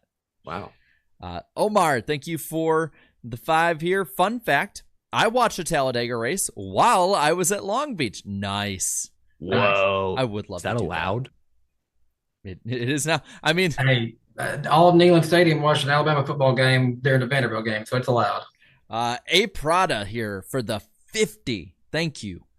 Thank you a lot for that. Said, I said this last April, and Eric said it during his race review this week. When the next-gen cars are running full throttle, expect gridlock from the third row on back. Can we please try the 2001 rules package and eliminate stage cautions at speedway races? I'd be fine eliminating the stage cautions. I don't know how you recreate that Gen 4 in a Gen 7, though. I mean, you can emulate it, but I don't know about recreating it. Yeah. Raptor Racing for the 2 wanted Brad to win. Cool for Reddick, not Toyota. Thank you for your first super chat in the channel. Same goes for Cameron here for the 5, saying, hey Iceberg, who do you think the Vikings are going to draft tomorrow, and why is he going to be a draft bust? It's a Packers fan, and well, 1, don't know that just yet. 2, maybe watch a little later in the show and I'll let you know. And 3, fuck the Packers. But thanks for the super chat. PG-13. I get my 1 F-bomb. It's like Breaking Bad, you know? Well spent. I mean, if you're going to use it on a Packers fan, I mean, come on. Yeah, that's what I'm saying, man. I know my parents are watching proudly at home. Chris, thank you for the 5. Is there a difference between a race of one track train or 3 trains running half speed side by side, not attempting to pass? I have no answer. One looks better on the poster. Let's put it that way. Yeah. One makes for a better thumbnail. Eye candy. Dro meets photo for the 5. Any of y'all attending Spring Darlington? I do not believe we are. Not this year. We were there last year, but not this year. I will be at Kansas, but not Darlington. It'll be my first live race, and if y'all will be there doing any meetups, I'd love to attend. Well, we won't, but Darlington is amazing. And you'll enjoy it. Definitely take everything in because it's amazing. And if you need to make any calls or texts, do so before going to the track. Yes. Joseph Knuckles for the 5. If you hate Talladega for fuel saving, then how can you praise Bristol for a tire saving race? It's the same thing. Drivers not going their full potential. Well, I think that for me, praising drivers for the tire saving, I think it takes a little more skill on the driver's part to extend that run. Than just saving fuel in the draft. That's fair. I can do that on the highway. Like, just get up behind a semi-truck. It might piss them off, but you can save plenty. By the way, I keep seeing after the fact that you keep putting the phone to the camera, so I have no idea how far I am. You're a little over 3 minutes, but I was going to let you do like one more or however many more you want. Who am I to tell you what to do, Jarrett? I'll get one more. We can just knock them out all at once. Let's get them done. Come on. I'll get one more here from Austin for the 2. Y'all think Rockingham is on the schedule next year? No. Maybe not next year. I don't think it'll be on next year. But I do think at some point. I think at some point it might be back. I mean, you got so much government money involved in it, and if NASCAR gets involved. I'm also like, do we want it back with this short track package? That's what is it like? It's Nashville Superspeedway size, kind of. It's smaller. No, it's over a mile. It's over a mile. Mm-hmm. It's like about Nashville Superspeedway size, maybe a tiny bit smaller. The short track. No, it's a little bigger than Dover. It's just kind of wider out, so like the straightaways are shorter. I guess is the best way to put it. But I mean, it would still fit under that. And here, of course, right on cue, heading into the lightning round, we got the damn sirens rolling through. Ooh, I heard them. Go. they've been going off all day. I don't know like what the hell people in this town have been doing. I know straight over for me, I was coming back from park and there was a road shut down because a power line had snapped and grass was on fire because sparks were coming off of the power line. That would make that's not good. That would Jesus Christ, there's another one. That would make sense. The text that John had sent me about 40 minutes ago asking if we were having power problems too. Yeah, it was right by his apartment, so he probably definitely lost power. Yeah. But let's get into the lightning round here. Starting off with the Spotify poll, which I think while I'm reading this off, one of you guys think of a good Spotify poll that I can use for this week. That way I don't have to think about it at like 1 Are in the you morning. having a good day? Well, I Come up with asked something. how many wins did they think Chase Elliott was going to get this year. 13% apiece said 4+ and 1. So like 13 said 1, 13 said 4 or more. 35% said 3 wins this year, and the winner was 39% saying Elliott would get 2 wins in 2024. I think 2 is the right number. Yeah, 2 solid. Got any idea for a poll, by the way, or do you want to wait till after the lightning round to figure that out? On a Hendrick note, ask them if all 4 Hendrick drivers will win this season. All 4 HMSW. That's only 1 to go, so Just it's basically a little Bowman win. I think I get that in pretty well. Now, NASCAR had actually announced this. It went under the radar because of some of the other news this week, but there's a NASCAR alumni network that's been formed, which is open to anyone who has participated in 100 or more NASCAR races. The first event the network will have a reunion at is Darlington. So for you guys going to Darlington, there's probably going to be a good amount of older drivers there. So that's going to be That's lot cool. of They had fun. that there last year for the 75th, and it was pretty cool to see. Like I remember standing around, they had a panel with Kenseth and Edwards and I Junior think was Casey in it. Kane, Yeah. and I was like, that's just what a quartet. That is beautiful. And then there were a lot of different drivers there through the weekend, like a lot of older ones too. And then they had all the old cars driving out there. Yeah. I hope they do it at the Throwback Week every year. Make it big at the track and on TV. Yep. Couple other things here. NASCAR Full Speed accumulated 292 million streaming minutes between January 30th and April 7th, which is the equivalent of 1.24 or basically 1.25 million people watching all 5 episodes all the way through from opening to closing credits, according to Nielsen. Which more than likely means, because I don't think everyone would watch every single episode back to back to back all the way through. It's probably closer to like 2 million people watched it, which, I mean, if 80% of 2 million people didn't watch the finale last year, but that watched this this special, this documentary, that would be what? That would be 1.6 million people that would be Something like new that. to it. So it's a big win, especially starting out. Yeah, I feel like that's not a bad number to start out with, but what do I know? I don't think it is. I mean, they could be a lot worse. Now, a couple other things to end out here. Tricon has added Brett Moffitt to the #1 truck lineup in select truck races this year. Yeah, former champion.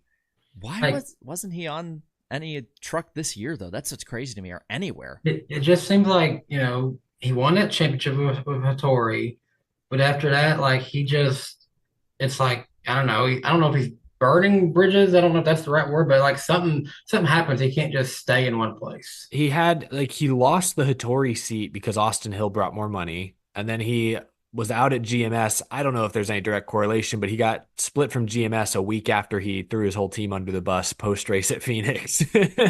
So I don't know. I think he has a iffy reputation. I don't think he's super marketable. I don't think he brings a lot of sponsorship, but he's talented. He's very talented. So I expect him to contend for wins in a Tricon truck. Yeah. Last thing here, and I just want to make sure that I have this 100% right. But from the reports, it's looking like Motley Crue will be featured on Parker Kligerman's number 48 Xfinity car. And I'm shocked they were able to fit modern-day Vince Neil on the car. I'm just going to say that right off the bat. I'm shocked. He should take up at least the hood. But that pretty much concludes the round, except we want to talk about where we are next week and what is coming up. So, really quick, next week, we're going to be on Danny's channel, start of May 1st. And guys, it all came together today, actually. And I think this can be the announcement. We can talk about it now. We got a good lineup of guests for May and beyond. So starting out the next 2 weeks, starting with next week, May 1st on Danny's channel, Brock Beard will join us on the show. He's going to be in Kansas, by the way. Awesome. So we'll be able to talk with him about that, and that is going to be a lot of fun. And then Auto Racing Analytics is going to join us May 8th. That is also the person who is the analytics expert for Legacy Motor Club. So that's going to be a really fun show. I like how I don't really know who the person is behind that account, so it sounds like we're talking literally to numbers. We're talking to analytics. Yes. The math. Statistics. But that's not it, guys. But wait, there's more. We have 2 more guests coming May 15th and May 22nd to the show, as well as July 17th. So May 15th on Eric's channel, we're going to have Slap Shoes join us for hopefully not the last time this year, hopefully first of The last time ever. We'll be talking racing and slapping shoes with us. And then right before the Coke 600 and just the greatest day in motorsports, and the Brickyard 400 as well on July 17th, May 22nd. David Land is going to join the show. It's going to be a fun month of May. And the thing is, like, I think we're still working on some other cool stuff coming up too. So yeah, I see that the chat I'm just thinking that half of our guest lineup has stayed at my house before. Slap Shoes, he slept in this room. I mean, this whole panel has to. He used my all towel. of y'all stayed at my house. But that is the lightning round. I see a lot of people. I love that the fact that the end of the lightning round has had the most people come in tonight. So we're around a little over 550 at one point announcing that. But you got to tune in the next couple weeks. It is going to be jam-packed with some fun guests. And I think especially for where they are in the lineup too, I think it's going to be a lot of insight that they're going to bring to the table with this too. But yeah, we still have an entire show to go here. Let's start off. I think we can get through these first couple, I think, pretty quick. Let's start off with the Hall of Fame class of 2025. I'll read off who the eligible bachelors are. Yes, the bachelors. Yes. So we got the modern era ballot. We can choose 2 from here. And then the pioneer ballot, which you get 1. The modern era ballot has Greg Biffle, Carl Edwards, Neil Bonnet, Harry Gant, Tim Brewer, Harry Hyde, Jeff Burton, Ricky Rudd, Randy Dorton, and Jack Sprague. And the pioneer ballot has Ray Hendrick, Banjo Matthews, Ralph Moody, Larry Phillips, and Bob Wellborn. And I want to start this out because I just want to know, I want to guess right away because I don't think we can parcel through too awful much of it at this time. But I know that Danny is the most passionate one on this panel for the Hall of Fame class. Danny, who are your 3 that you want to see in there? I'm tired of this man being shafted each year. Get Ricky Rudd in the freaking Hall of Fame already. I am tired of defending Ricky Rudd every single year, but the man has done so much greatness for the sport. He deserves to be in the Hall of Fame. Now, next to him, it's a little harder for me to pick, but I'll have to go with Harry Gant on this one. So give me handsome Harry Gant and give me Ricky Rudd for the modern era. Do you want me to go ahead and do my pioneer, or are we going to wait on that? Go for it. Pioneer is a tough one. All these guys are good ones. But if I have to pick one, mainly for the name alone, give me Banjo Matthews on this one. Damn it, Danny, we have the exact same ballot. I feel like, usually that wouldn't be a problem, but I feel like this year it's so wide open. Last year it was obvious. Jimmy and Chad should be first ballot Hall of Famers. Boom. Your modern ballot was done. This year, all due respect to everyone. You can make an argument for Carl Edwards. Here, I'll put it this way. I'll be honest.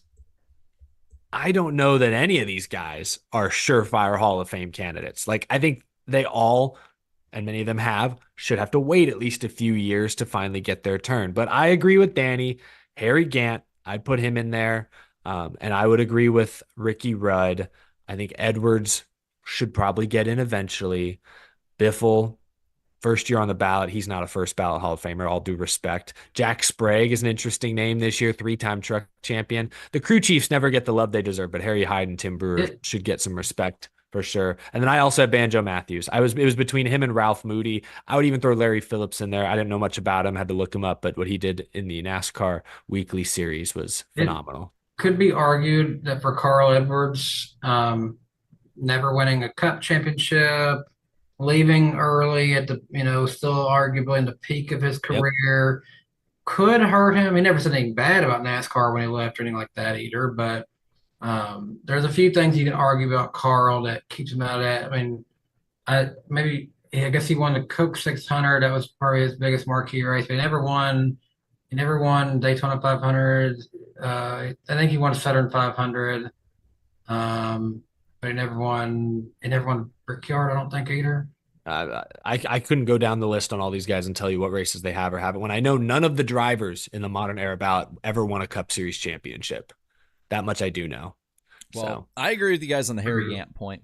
I'm going to say Larry Phillips as well. I think we're not really budging too much back and forth. That's fair.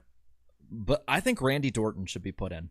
I mean, for what he did for Hendrick Motorsports, I mean, that the basically lifeblood of their engine program that powered them to, I mean, one of the most dominant stretches for a race team in the modern era, possibly the most, when you look at what Hendrick Motorsports did with Jeff Gordon, what they did with Terry Labonte, what they did as well starting out in the career of Jimmy Johnson and Chad Knaus. I mean, he was instrumental in that, both on the engineer side of it, but also on the fact of pushing Knaus, helping push him to that level. Basically being the right-hand man of Rick Hendrick. I would put him in the Hall of Fame. I think that for me, I will even go as far to say I think he is the most far and away deserving on this list to be in the Hall of Fame right now. Next to Ricky, yes. But I think I don't know if he's going to get the love because he's not in the center. He's not in the fold. The only thing I think that could help him is his Hendrick reputation, and that's the thing. That's the thing. Is it's Hendrick's 40th anniversary. He could win the political votes here. But Ricky was also a Hendrick driver. Yeah, but like I was saying earlier, is a lot of these crew chiefs, a lot of the more behind the scenes guys don't get the same respect when it comes to the Hall of Fame vote. Look no further than last season. For some reason, Jimmy was not a unanimous first ballot Hall of Famer. He got 93% of the vote, but Chad Knaus only got 80% yes votes last year. That's pathetic in my opinion. That tells you all you need to know. It's hard to get in if you're a crew chief or an engine builder or anything like that. That's like saying Dan Landry or Bud Grant isn't deserving to be in the Hall of Fame in football. It's just insane to me. I don't get it. I'd say this, if we're talking political vote, and I think he is deserving, don't get me wrong. I know I ripped on this guy before a little bit. I feel like especially you announce it when NBC comes back, Jeff Burton could be a political vote in. I would. Reputation, the garage as well. Exactly. I threw my pen. Jeff Burton, I think if I remember, I was reading all these guys' numbers say 21 wins for Burton. Tom Landry. 21 wins for Burton, which is pretty good, better than actually most of the guys on this list. And you look at what he's done after his driving career. He's the head of the Drivers Advisory Council. He's on NBC. You can make an argument Burton is one of the strongest candidates on this list. I went with Gant and I went with Rudd, partially because in the case of Gant, he's in his mid-80s. I watched Stapleton's video with him last year. He looks pretty good for his age, but you never know what could happen. I don't know what his health is like. You'd like to have this guy see himself go into the Hall of Fame. So for timing's sake, I think Harry Gant would be my pick. But Burton is arguably more, has a stronger resume arguably than Harry Gant, I would say. So, Well, and it's just too. I mean, the Hendrick one you can make for TV. You can make the Burton one for TV. I feel like you vote Carl Edwards in, and he'd find out 3 years later from smoke signals. So I'm trying to think. Anything that's on TV is a made-for-TV product based on it, and you got to also, I think of that political aspect to it as well with the garage. And again, he is a deserving person to be in, but I'm still putting Harry Gant and Randy Jordan. I'd put Ricky Rudd in. I'd put him in. Next year. I won't pound the table. I'm just getting more irritated with it. Seems like every year I think Ricky Rudd should be in it. They put in someone who's like, I know he's gonna go in before Ricky. Oh no, stop. Yeah. So who's gonna be on next year's ballot? We have at least a couple of years till Harvick is on. That's why it does kind of suck that we had to go from 5 to 3. It's like, okay, yeah, Ricky's going. Oh, there's Jimmy Johnson. Oh God. Is it 5 years retired? You have to be 3. So I think so. Am I wrong about that? Maybe now you got me questioning. If it's 3, then shoot, yeah, it would be 3. Because 2023 Jimmy was in after he retired in 2020, so 2021. Technically, Jimmy come out of retirement, so we have to take him out. He's no longer eligible. That'd be awful. They were like that. You're removed because you're driving again. I still, to this day, I think you should vote people in based on series and roles. Like if you're a team owner, like if Jeff Gordon ends up being an amazing team owner for Hendrick Motorsports, have Jeff Gordon go in as an owner. Have him in as his cup driver now. Dale Earnhardt Jr., same thing. Because I equated to the Rock and Roll Hall of Fame with this. You can have Ozzy go in with Black Sabbath. You can have Ozzy go in his solo career. You can have Sammy Hagar go in with Van Halen. They're very much different, but yeah, the WWE does that because I've seen. I think Ric Flair has gone in 2 times, once for himself, once for Evolution. There's been they've had guys go in based on their tag team success too. I mean, there's so that way you can appreciate more aspects of their career. And I get that, it might get a little redundant after a while, but you might be able to have more people go in because it's like you could vote in. I don't know. Think of a driver who became a really good owner. Like you could vote in Richard Petty multiple times or Lee Petty. Who would be the first 2-time Hall of Fame inductee? Would it be Gordon? Would it be Petty? Lee Petty, maybe? I don't know. Well, Richard was also, the owner during a lot of his success. Yeah, I think, but that's the thing. You could do that and show so much more of these people rather than just a 30-minute highlight reel show that's like, on this year he did this, on this next year he did this, 3 years later he didn't do this. It's like I'd like to see more in depth on it. So I know it won't happen. When I went to the Corvette Museum, they had their Corvette Hall of Fame. They had 3 categories that they would induct a new member for each category. One was the racing category. One was the enthusiast category, which is actually what Rick Hendrick is under. He's under the Corvette Enthusiast Hall of Fame category. And then there was the just GM, so different people from GM. So you could find, probably ways to break down, modern driver, owner, and then your pioneer drivers. I like this. This is kind of where'd it go? Here it is from Napa Racing Fan. Clapton is in with the Yardbirds, Cream, and solo career. It won't happen, but it sounds too good to be true. And Peter in the chat, no Smokey Eunuch. They took AJ Foyt and I think Sam Ard off the ballot this year as well on the Pioneer side. How are you Hall of Fame worthy one year and then you got to be taken off and Hall of Fame nominee worthy. This is just a side note here, but Peter brings up something here. Talk about Sam Bass, and I'm like, yeah, you can make an argument that people, even though they weren't like a car owner or they weren't, a crew member, they weren't a driver. Sam Bass is someone I'd put him in his own category of a reason why he should be in the Hall of Fame for his contributions to the artistic side of NASCAR for many years. There's so much to highlight, and I hate. We need 2 Hall of Fames. Yes. So one where we can put a YouTuber in there one day. Side note before we move on, I did see my guy Matt Kenseth made it into the Wisconsin Athletic Hall of Fame. He went in alongside Steve Stricker and Prince Fielder. I was like, what a trio. Wow. But shout out to Matt Kenseth. I'm always on the hunt for Matt Kenseth news and praise, and I found some this weekend, so I was happy. All right, really quick. I know it might be a little out of order for how we initially had it, but really, we can probably do this in a minute. Pylon Gate. I got nothing to say about this. The one at Texas, they need to put something back because Big Hoss doesn't cut it. Talladega, they don't need a pylon at Talladega, quite honestly. Would I like one? Sure. They don't need one. They should just put a giant ass screen across the whole super stretch. I'd be fine with that. That sounds expensive, but it sure. Would probably siphon all the energy out of Talladega County. I'll just say this. I don't want them to go away, but from what it sounds like, it was like two totally unrelated things to begin with.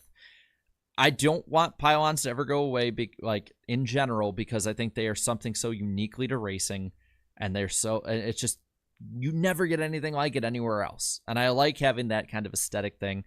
I think it'd be cool at a historic track if you have to take down a pylon, maybe do something else. If you put that pylon, especially if it's not too large, if you're able to put it in or outside of the Hall of Fame, I think that'd be so cool. Like just another piece of NASCAR. Reminder of what we've lost. But it's like some tracks don't need it. Like Bristol doesn't need it.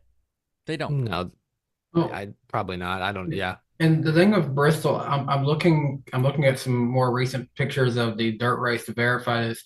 Bristol, when they first got Colossus, obviously they did this to make the football game work. That was the only reason Colossus was even made in the first place. But they used to have, when they brought in Colossus back in 2016, they had a little spinny rounded part at the bottom of it that could have a ticker going the whole time. I'm looking back at pictures of the dirt race. I don't see that part of it on here anymore. I think they got rid of that, and they had little electronic LED boards up on like the area where like the boxes and stuff are. They got rid of that too. So even little things like that, they got rid of, the extra scoring, areas. And it's like, I made a comparison. Getting rid of the pylons to me it's as if I went to Nissan Stadium for a Titans game and the Videotrons only had full screen of the game being played and all the tickers had advertisements and they're telling you to look at the score on your phone. Yeah, there needs to be a video screen or something added to these tracks to make up at least partially for the lack of a pylon, because the big Haas or the big screens will show the top four and then they'll slowly shuffle through the rest of the field. They won't show enough. Like I need, even if it's just a basic LED strip somewhere in front of the grandstands that shows the top 15, maybe even like I could settle for that, but you need something to replace the pylons, even if it's not an actual physical pylon. Lord forbid I go to Nashville Superspeedway this summer and that one's gone because they don't even have a permanent Videotron there. They literally just have the pylon and they bring in like some little trucks for screens. That's it. I do love Dover being like, can't wait to light this baby up this weekend on Twitter. And it's a picture of their pylon. That was a good post. Give that social media guy a raise. And to be an SMI track and be, that bold, but I appreciate it. I like it, man. I like it. But I feel like this is a flash in the pan story and it just got blown up bigger. We're probably not even going to talk about this ever again. Something we will talk about. It was just ironic. It was 2 weeks in a row it was noticed. Yeah. Yep. Something else that will be talked about, though. Let's get to the All-Star Race news. Really quick, I'll just roll through the format and we'll talk about that more the week it comes to the All-Star Race. 200 laps, stages are 100, 50-50. Qualifying kind of like the old Charlotte pit crew qualifying. I will say, I'm wondering if they're going to do the speed limit or not. We'll find out. All-Star race voting for the fan vote has opened, by the way. And I got to say, I think Justin Haley and Carson Hocevar are winning this so far. Yeah, it's a tough one between them. Might have to just vote for one day, one for one the next day. And the sad part is probably neither of them will get the vote. But I saw people complaining about the eligibility, but the way I looked through it, and it's not even they don't even have them all confirmed, but it's 21 drivers at the moment will be eligible when you include the top two in the open and the fan vote. I don't know if he's doing it. Isn't Johnson technically eligible? No, he is not. He's not full time. Yeah, he's not full time, and I like that discrepancy because I'm sorry. Nowadays, Jimmy Johnson's not an all-star, and he shouldn't be in there. I'd say the only thing I'd say you do, because so I got the list here. There's 21 of them. I'd say the only tweaks I'd do is take out the 2023 winners before North Wilkesboro last year. Make the all-star race winner thing the last 10 years, which is basically where we're at. And Jared, then we lose Ricky Stenhouse Jr. I know. Ricky Stenhouse is crucial to the all-star experience. There's only 3 that would be lost from what I'm saying. And I think everyone has to be a full-timer. FS1 is thrilled Chase Elliott won a damn race, so he'll be in the all-star race. I'm going to say this. These 3 I don't think are Cup All-Stars and shouldn't be in this race. Stenhouse, SVG, and Allmendinger. SVG's ran 2 Cup races or 3 or whatever in his career. He's not an all-star. Oh wait, how is he should? I think you should be a full-timer to be. How is Jimmy not eligible, but he's eligible if he's part-time? Because he won, and you don't have to be part-time to win in the last 2 years. Okay. You just have to be full-time if you're going to use the past champion or past all-star winner divisional. I don't think AJ should be in there. I don't mind it, but it's not. But they won a race. It's been that way since as long as I've watched NASCAR. If you win a race the year before, you're in the All-Star race. I'm fine with it. I think it's like Jamie McMurray, was eligible after got his part. Do we even know if they're going to give SVG a car for this race? They probably aren't. Like it wasn't. They might. They can sell sponsor for it. I don't know. It'd be cool, but get him on the 91. I miss saying the 91. The 91 looks way better than his other rides he has. But again, those are little tweaks. There's nothing really wrong with this format. The big thing is the tires. Yeah, and that's what we want to talk about. Yeah, so there's 2 different tires here, and similar to the experiment that we did in 2017 in the All-Star race. So they have the option and the prime tires. The prime tires being the normal ones that have been used are harder, they'll last longer. Man, that's going to get taken out of context. Option tires are going to be softer. They'll add more grip and they'll promote tire conversation. Man, racing can get taken out of context. You save yourself there. I feel like the Instagram account NASCAR is like one screen recording away from having me on there. I'm shocked that we haven't ended up there somehow. I am too. The teams, believe me, Danny, it's coming. Beg to be on there. Don't just line it up for them. Anyway, the teams will have an option to run the tires in the heats. I believe the Open and the race itself in the All-Star race.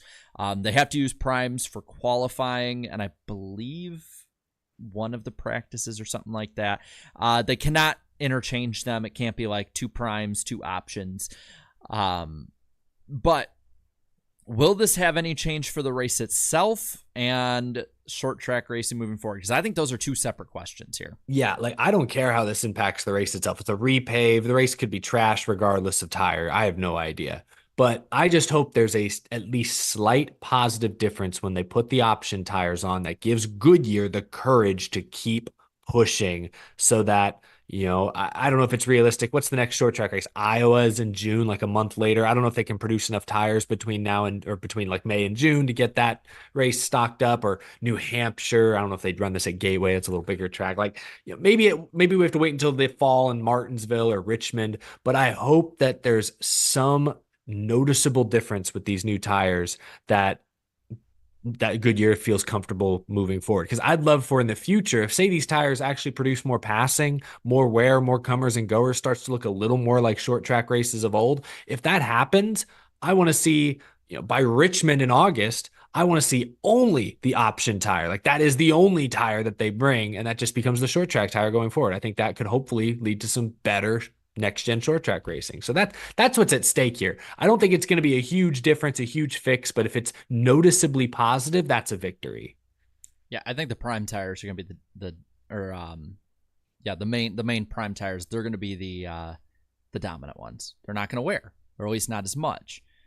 I want to see the optional tires, maybe not Bristol level, but enough that a full run, you're going to see that difference and they'll fall back and all of that. And I think a freshly paved track, I'm not sure how much we're truly going to see from that, though. I think Richmond is where we're probably going to see him next if Goodyear goes ahead with it. I mean, I can't remember who it was. Was it Elton Sawyer that had said that, Goodyear doesn't want to see their tires blowing out on national television, and we're asking them to do that. So it's a little tough on that end. Like you've trusted Goodyear on your race car. Now trust them on your car. Whoa, hold up. And watch little Timmy in his first car fly right into the guardrail. But I'm hopeful for it. I have no expectations for this all-star race. I think it's going to be a run-of-the-mill one, I'm glad they're doing something, though. I honestly am surprised that we're seeing such a radical experiment this quickly. The sense of urgency is appreciated. I thought we would have to wait till the summer or even next year to try a radically different tire. And I don't know how crazy different this tire truly will be, but the fact that it's happening in the next month, I like that sense of If urgency. there's any track to try it at, though, this is obviously the one. Yeah. Yeah. By the way, 27 likes away from the goal of 400 tonight, so be sure to like up the stream. Really quick. I want to guess a random driver, so do it. Let's get into the reckless speculation and silly season part of the show for a moment here. So there is reports that Kroger could leave JTG for JGR, and the big part of this too is that Tad, is it Geschickter? That's how I've seen it pronounced. Yeah, it looks like Geschickter, but I've heard it pronounced Geschickter, so I guess that's how they say it. It sounds like he and his wife would jump from the ownership group of JTG, taking out the JTG of the team, and jump over to Joe Gibbs Racing possibly. So first off, what does this do possibly if you lose a huge amount of the ownership group and you lose pretty much the almost every race sponsor? Where's the 47 charter go? I can tell you exactly what they do, Jared. It's an easy step process. I got charter. Who wants a charter? I got for sale. Who wants it? Going once, going twice, sold. I have a feeling this would be the end of JTG Doherty, but Doherty is still there. And I forget the name of the other guy who owns a stake in the team. I'm blanking on his name as well, but there's another guy as well. They could theoretically take their share and go shop the rest around to other potential investors. And I've seen people mention this is Dale Jr.'s ticket into the Cup Series. And now you roll your eyes, and yeah, it's probably very unlikely. I chuckled. But it's more unlikely, or I should say it's more likely than like Junior Motorsports going to Cup as is. Yeah. So, something to at least keep an eye on. Who knows what interested investors might take a shot at that. Honestly, I hate to say this. I don't know what happened. I don't know what happens to Ricky Stenhouse if this happens. That's the thing is I don't see if he loses this, right? Like if let's say JTG folds, they sell this charter to 2311 because maybe the Geschichters go to Toyota.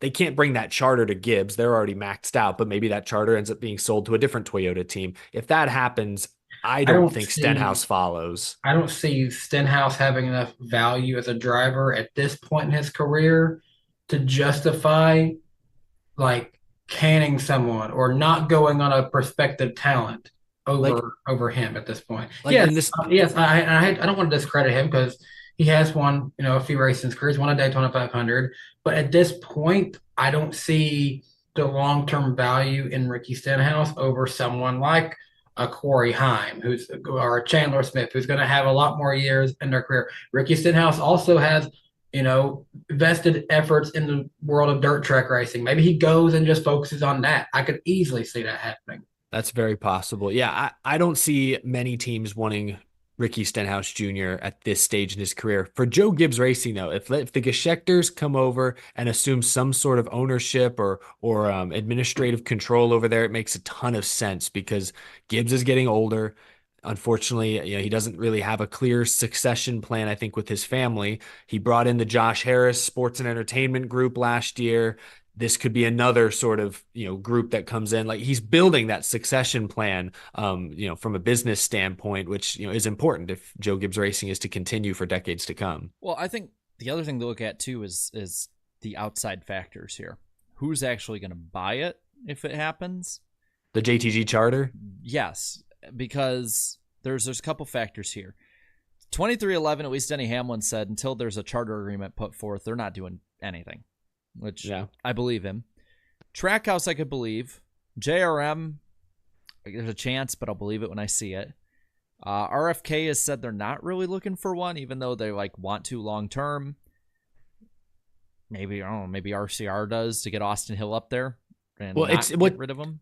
Not to jump in here, but we know Stuart Haas, according to reports, has maybe up to 2 charters they're shopping around. I haven't heard any reports, but I think Colleague is probably at least taking calls about their charters. I don't feel like they're fully committed long-term to the Cup Series. I'm sorry, if you're just bouncing around people, and no offense, but getting Ty Dillon in there at this point, I'm sorry, is that really worth the full-time effort each year? Exactly. Like they demoted their best driver because they couldn't afford him. Like that's not a great sign. So So that's 4 if you, right there. exactly, if you throw JTG into the mix, there could be as many as 5 charters for sale. It's supply and demand. These charters, they might not get 40 million.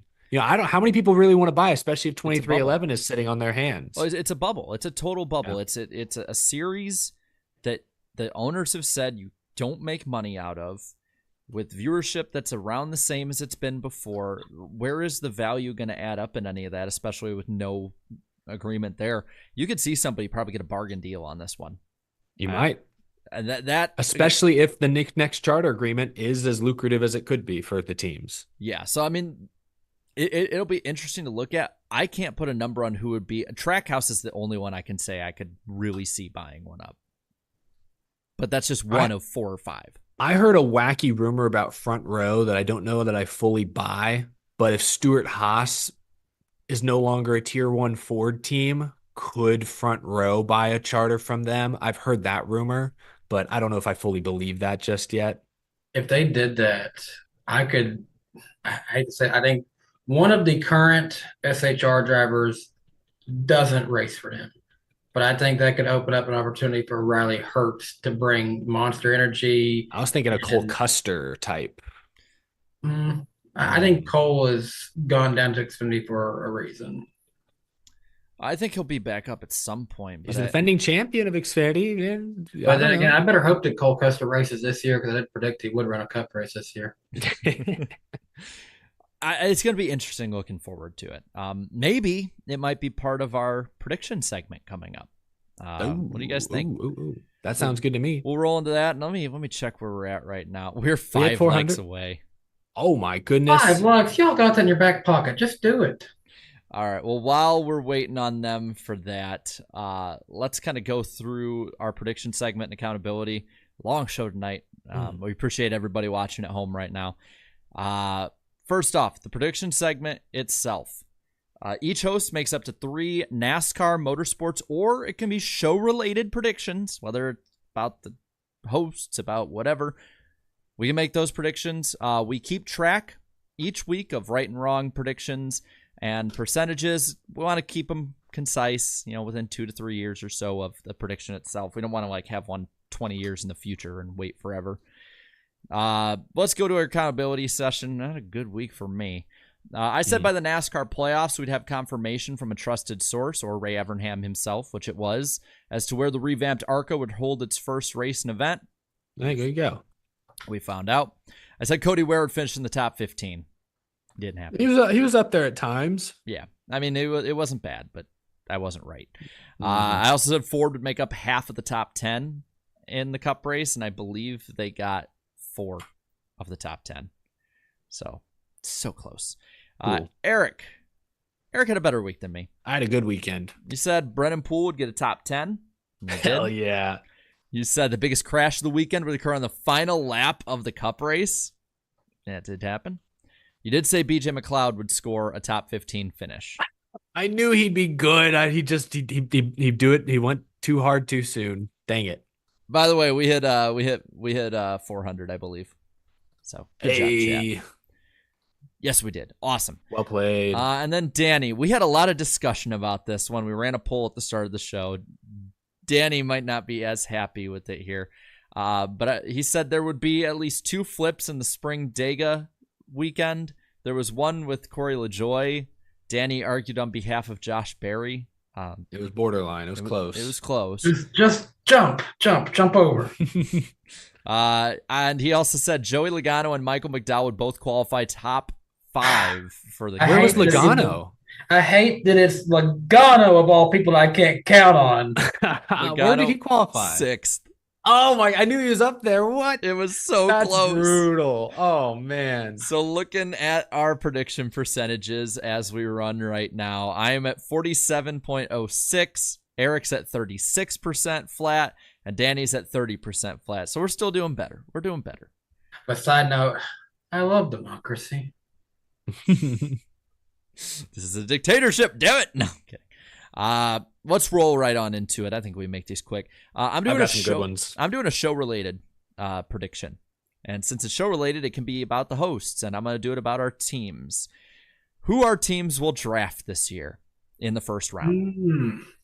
I do not think the Texans will draft in the first round. I think they're not going to trade in. Though y'all are aggressive enough to. You got 2 pretty good second-round picks. We blew our load last year. I don't think we're doing that again. No, you're super. It might be a Super Bowl caliber roster. It just needs a few. Eric, you just keep saying stuff to be on that account. Come on, Danny. I'm not saying anything. I think that the Titans will draft tackle Joe Alt. I hope so. I think the Minnesota Vikings will trade up and draft quarterback J.J. McCarthy. If Joe Alt is taken before we get a chance, then Malik Neighbors is who I want. I think you need to get the trenches. I know, but I'm like Joe Alt or nothing on that line list right now. I don't know, man. There's some good tackles. Anyway, we can talk about this after the show. We can talk about it after. What's next pick? Oh, I'm next. My first pick, and this is a spoiler for later on, so you guys may need to adjust your pick ideas, but I think Joe Gibbs Racing wins both Dover races this weekend. Xfinity, ARCA, do they race this weekend? I'm talking just Xfinity and Cup, although they might win ARCA too. They win Friday. Yeah. Or race Friday. They probably win Friday. Yeah. Danny, what you got? I will say, as much as we were dogging on Ford earlier, they will win 2+ Cup races before a playoff start. They will win at least 2 races. I'm going to make a guess for this weekend here. I think either all 4 Hendrick drivers or all 4 Joe Gibbs drivers will lead at least a lap in the Cup race at Dover. One of those teams is going to hit it right. I hope I didn't steal anybody else's sort of prediction here. We just talked about this, but I think that the option tires or something very similar to them will become the normal tire at short ovals beginning with Richmond in August. My number 2, I have 1 SHR car will finish in the top 10 this weekend in the Cup race.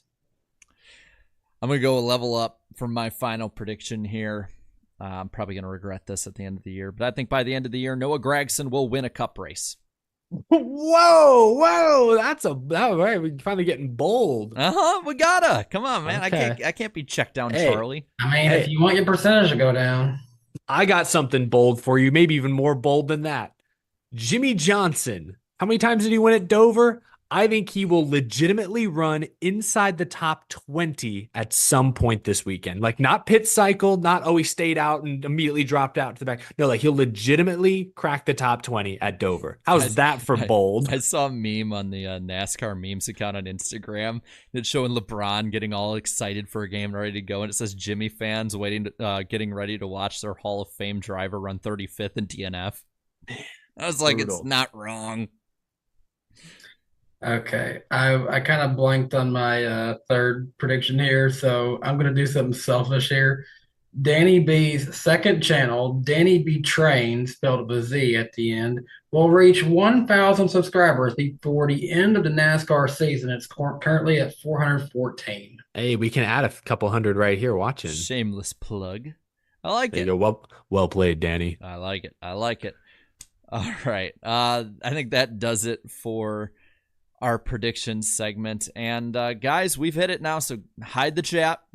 Well, at least you guys can. I get to look at the chat. Mystery driver time. Random driver of the week. See, next week's going to be really freaking difficult with Brock on. I'm going to have to figure out a really good one. Shoot. Yeah, that he's the guests are getting a point next week. He's going to have it figured out in 3 tries. He's going to be like, yeah, I talked to him yesterday. I'm going to have to figure out something really good. You got to pick people who have never finished last in their life. I actually, hold on a second. I got an idea for next week. I might have to pull a few strings on it, but I might be able to get a pretty good one in. You get the mystery driver to call in live. That would be hilarious. Wait, whoa. Imagine a blank, a fourth person enters the Zoom call. Their screen is blank, no name, and we just hear their voice, and they're the ones giving the clues. No, we have them a voice modulator. Well, I just thought I'm a 7-time champion. I just thought the perfect thing here to collaborate with a fellow YouTube creator that Eric has recently collaborated with we need to get Kenny Wallace to come on the show and then somehow work him as the mystery driver. Well, he'd be all for that, I'll bet. We aren't doing it this week, so you guys good to go? Playing the honesty policy? Got no chat. I don't even know. Chat's not even on screen. I don't know why I did that, but just like as like a visual. Okay. Ready? It's not there. Trust me. Ready to go? You can trust me. I'm not looking at my Are you ready to go? Come on. Are you ready? Yes. Okay. This random driver's middle name is Dale. Okay. His first name Ralph. Yeah, I'm like, hold on. You can ask, I just can't tell. This random driver began racing quarter midgets by the second grade. Second grade. I think I was still eating my boogers. Eric's just trying to get on every account at this point. Yep. This random driver grew up in Indianapolis. Okay. By the way, we have 21 guesses or clues, so you can guess whenever. Anthony Dale Stewart. This random driver was a rival in USAC with Tony Stewart. Oh, it's not. We already got people in the chat with it. Have they already gotten it right? Yeah. This random driver at one point drove for Brad Daugherty in one of his initial racing ventures. Oh my God, the whole chat has it. How? Wow. Actually, I shouldn't say how. I only remember Brad having, the one team, I don't in the Busch Series. Yeah, I don't remember Brad Daugherty's original venture. He had been in different smaller ones before, but nothing like major with his name on it. This random driver was the 1993 USAC Rookie of the Year. What year? 93. 93. And also was the 96 Midget Series champion. Okay. And at one time, this random driver drove for car owners Dale Jarrett and Brett Favre. I don't know anything about that team. Oh wait, I did a video on them. I don't know anything about that team. Man. This random driver was a winner in ARCA and trucks. But not Cup or Xfinity, or is that coming later? Not Cup or Xfinity. Okay, just to be clear. I believe. I'll have to double check on that one, actually. Fair enough. To be completely honest, I had to last minute some of the facts on it. So okay. Didn't hurt the chat. They figured it out right away. Let me double check. Who drove for Jarrett Favre? I'm blanking on that one now. Yeah, I don't even. Yeah, I'm actually going to check on that just to make sure I'm not being a complete dumbass. I'm just basically leaving the anticipation for everybody else. Shoot, I think I know who it. Okay, I think I might know who it is. If his middle name is Dale and he drove for Jarrett Favre, would it be his son Jason Jarrett? No. Oh. So that's one off the board for Danny. That was a solid guess, I think. This random driver has 2 career truck wins, both coming in the same year.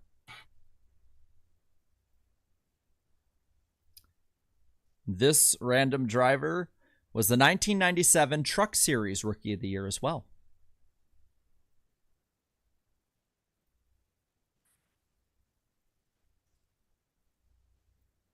I see the wheels turning. Anything? I don't want to embarrass myself like John did last week. Kale Gale! That kept popping up in the chat during the Alabama 500 last week. Oh, that's just mean. And that was funny, man.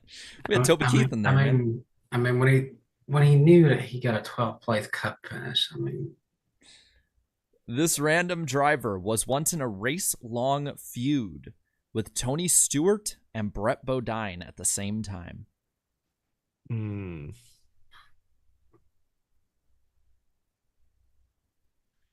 Indianapolis. I feel like that should narrow it down. Did USAC?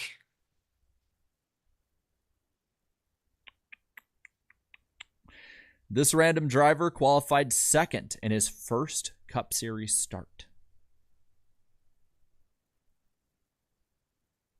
I've kind of forgotten half the clues. I don't think the years don't line up. I'm gonna just throw out Ken Schrader. No. Yeah, I don't think the years lined up on that. So one off the board for Eric, one off the board for Danny. This random driver finished third in the 1999 Daytona 500 behind Jeff Gordon and Dale Earnhardt. Gosh. Great battle at the end of that race. 1999. 99. Okay, hold on. Yeah. Oh, the chat's freaking great right now. Oh, I can barely picture it. This random driver was the 1998 Winston Cup Series Rookie of the Year.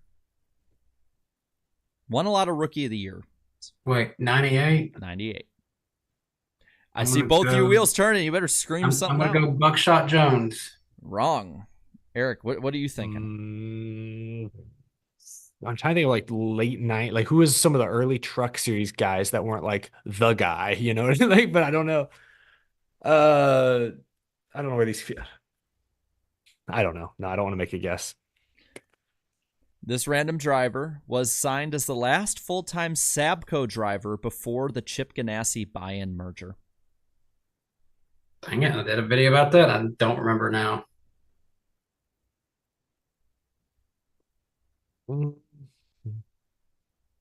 I got to pee. That's not helping my brain. Sorry, I'm in the same boat. I've been drinking water the whole time. If I could, I'd have Danny read the super chats for me. Anything? Come on. I'm seeing the wheels turn. I only got one more guess. I'm not wasting it. I thought Dan. Oh yeah, Danny's down to one. Yeah. I don't know. I have no idea. I don't want to guess. This random driver participated in 2 all-star races at the time were called the Winston. It's got to be someone pretty recognizable if the chat got it so quick. That's why I guessed Ken Schrader. Not like a Ron Hornaday or anybody like that. Maybe.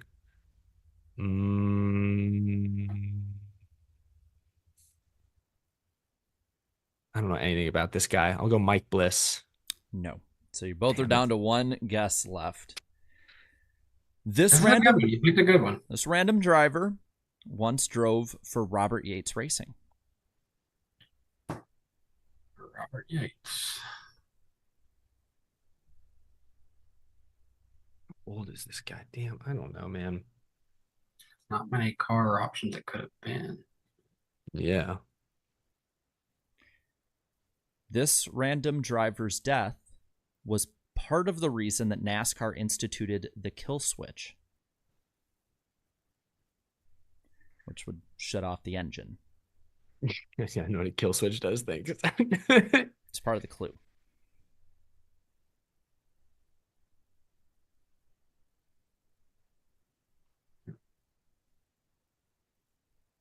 That should have really gave it away, but my mind is still just blanking here. Yeah,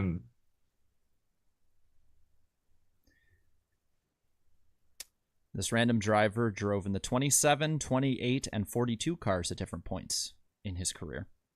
Okay, so he was in that Sabco 42.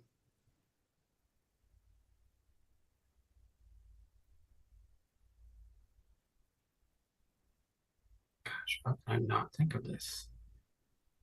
I'm usually like do a ton of videos on people from this generation too. I was reading a bunch of truck series stuff. I'm still hooked on the truck series in the late 90s because I was doing a bunch of research for Jack Sprague when he was on the Hall of Fame list. And so I'm just trying to think of names. I'm trying to think of the switch. And I can't think of, I'm blanking on, the drivers who sadly passed away during that time frame. Because it would have been in like the year like it would have been like late night. It would have been like 2000. It'd been before Earnhardt for sure. Yeah, it would have been 2000. I think it was 2000. Was it Kenny Irwin? Yes. Kenny Irwin Oh! Jr. Yeah, that is right. You had said Ken Schrader and the whole chat went nuts like, wrong Ken! I should have gotten that one sooner, but I'm not a NASCAR historian by any stretch of the imagination. So I had two other clues left. One was about that crash, and the other one was it's actually not well known until after his death that Kenny Irwin Jr. had helped sick children and visited children's hospitals and had done a bunch of charity work and made sure that the media never found out about it. They only found out after his parents had people reach out from those hospitals about it, which started a foundation and for about 11 years, I believe, a camp for sick children, kind of like Victory Junction Gang, but not exactly. But when I was going through my research, it's kind of a sad way to end out talking about him, but his dad said his biggest fear was that people would forget his son, because it was right after Adam Petty's death as well at New Hampshire. And that's where my head kept going, there was that just rash of, unfortunate tragedies. And my dad did remind me, one of our close friends from our fantasy football league actually is neighbors with the Irwins. So yeah, now that I think about it, thank goodness Brock Beard is on this week. He would highly right away disappointed in this because he did a whole video. I think it was a video series on the three that happened so close to each other. Yeah. Yep. But that is the random driver. I'm gonna have to pull into my bag of tricks for Brock being on next week. I might have that one should not have been as tough as it was. I'm looking at now. Chat was roasting us, deservedly so. You might need to find that guy I showed you in NASCAR Dirt to Daytona. We didn't know who he was. I wrote that name down. Trust me, it's on the list. But that'll do it. We'll hopefully do it next week. Let's get to Dover, though. Well, before we get to next week, we got to get to this week's race, Dover. I'll be right back. Couple of notes to look at here. Eric gets to go to the bathroom. I don't. I host. I could talk to them for a while. I could find something to talk about. There's going to be a train going through town. I hear it, guys. It's all good. I hear the train a coming. But this weekend, there's two notes here for the Cup race and Xfinity race. Corey Heim, of course, subbing into the number 43 Legacy car, and Jimmy Johnson will be in the 84. And I saw Blue Jimmy saying this, so I think I can get away with saying it without being heresy, but that 84 car is ugly. It is so ugly, man. As for Xfinity, it's a Dash for Cash race as well, I believe, and Carson Kvapil will be in the 88 for JRM again. I think it'll be a good race for him. I don't see him winning per se, but I think it'll be a good race. Yeah. The Xfinity race is the Bet Rivers 200 laps, 45, 110 is the stage lengths, starting at 1:30 p.m. Eastern time, so a bit earlier start time for this race on FS1 and the Fox Sports app, as well as MRN, which is crazy to me because it's a SMI track, but I think it's because MRN used to always be there, and Sirius XM NASCAR radio. At the moment, looking to be 60 degrees, cloudy with a 13% chance of rain on Saturday. Ryan Truex, your defending winner. As for the Cup, maybe MRN just has a deal where there's no truck race. Maybe they just have to have a race per weekend. I don't know. I'll look into it later and we'll find out. Yeah, I don't know how radio works. The Cup race is the Worth 400 laps, 120, 130, 150, the stage lengths in this one. 2 p.m. Eastern time, start time. FS1 and Fox Sports app have you covered visually. PRN and Sirius have you covered on the radio side of it, which is crazy, unless NASCAR's website messed up on me. Maybe that's what it is, because one of them was PRN and one of them was MRN, and I need to know this going into it, because the last thing I want to do is... What is going on? I have like caps lock stuck on my computer and nothing is... Okay, Boomer. I don't know what it is. Now you tried turning it back off and then on again? Now it's saying Xfinity to be on PRN. So I think NASCAR's website was just messed up. Yeah, people are saying that's incorrect. It's PRN. Yeah, it must have been that, because I was wondering why it was too different when I looked last week. It's probably just a mess up on their part. Anyway, so PRN for both of them and Sirius XM for the radio side of it. Sunday will be 78 degrees, partly cloudy, and a 22% chance of rain, though the chance of rain has been going down. As for looking towards... Dover needs a break from that. Yeah, as for looking towards this weekend here, let's look at our pick points going into Dover and look at that. Would you just look at that?